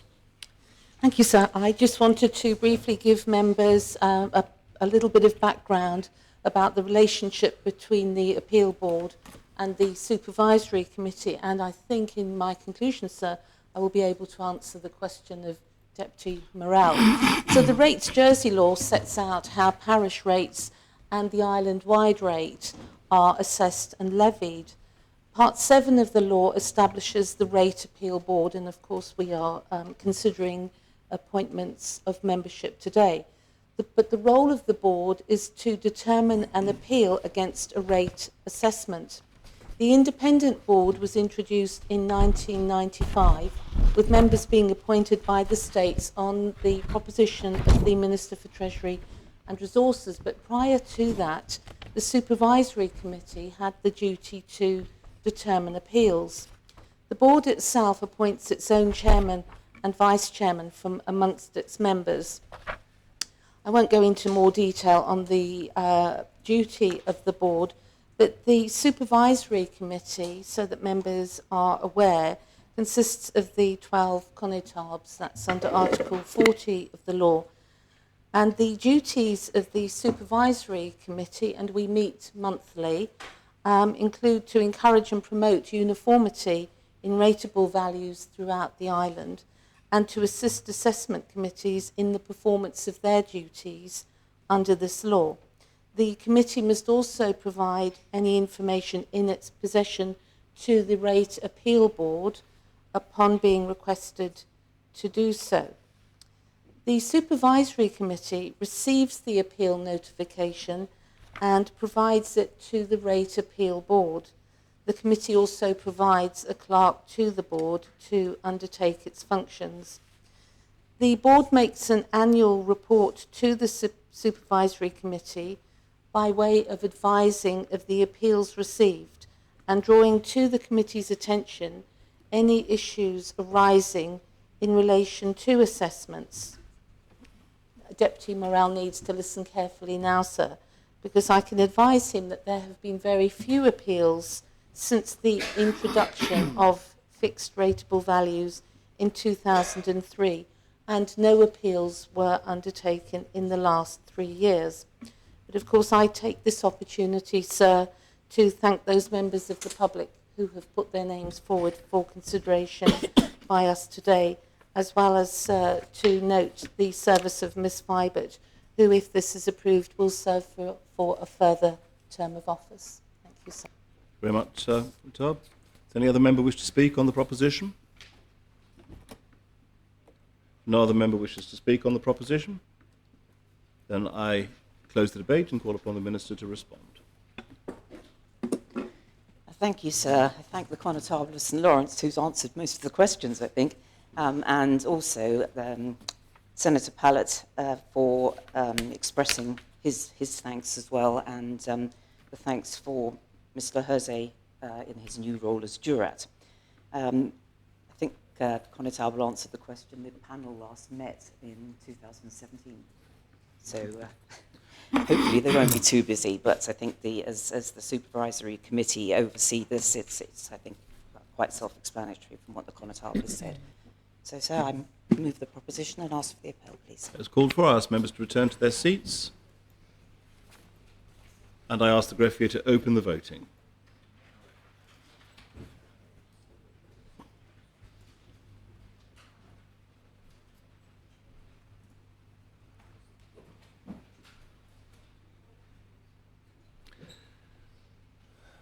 If members have had the opportunity of casting their votes, then I ask the greffier to close the voting.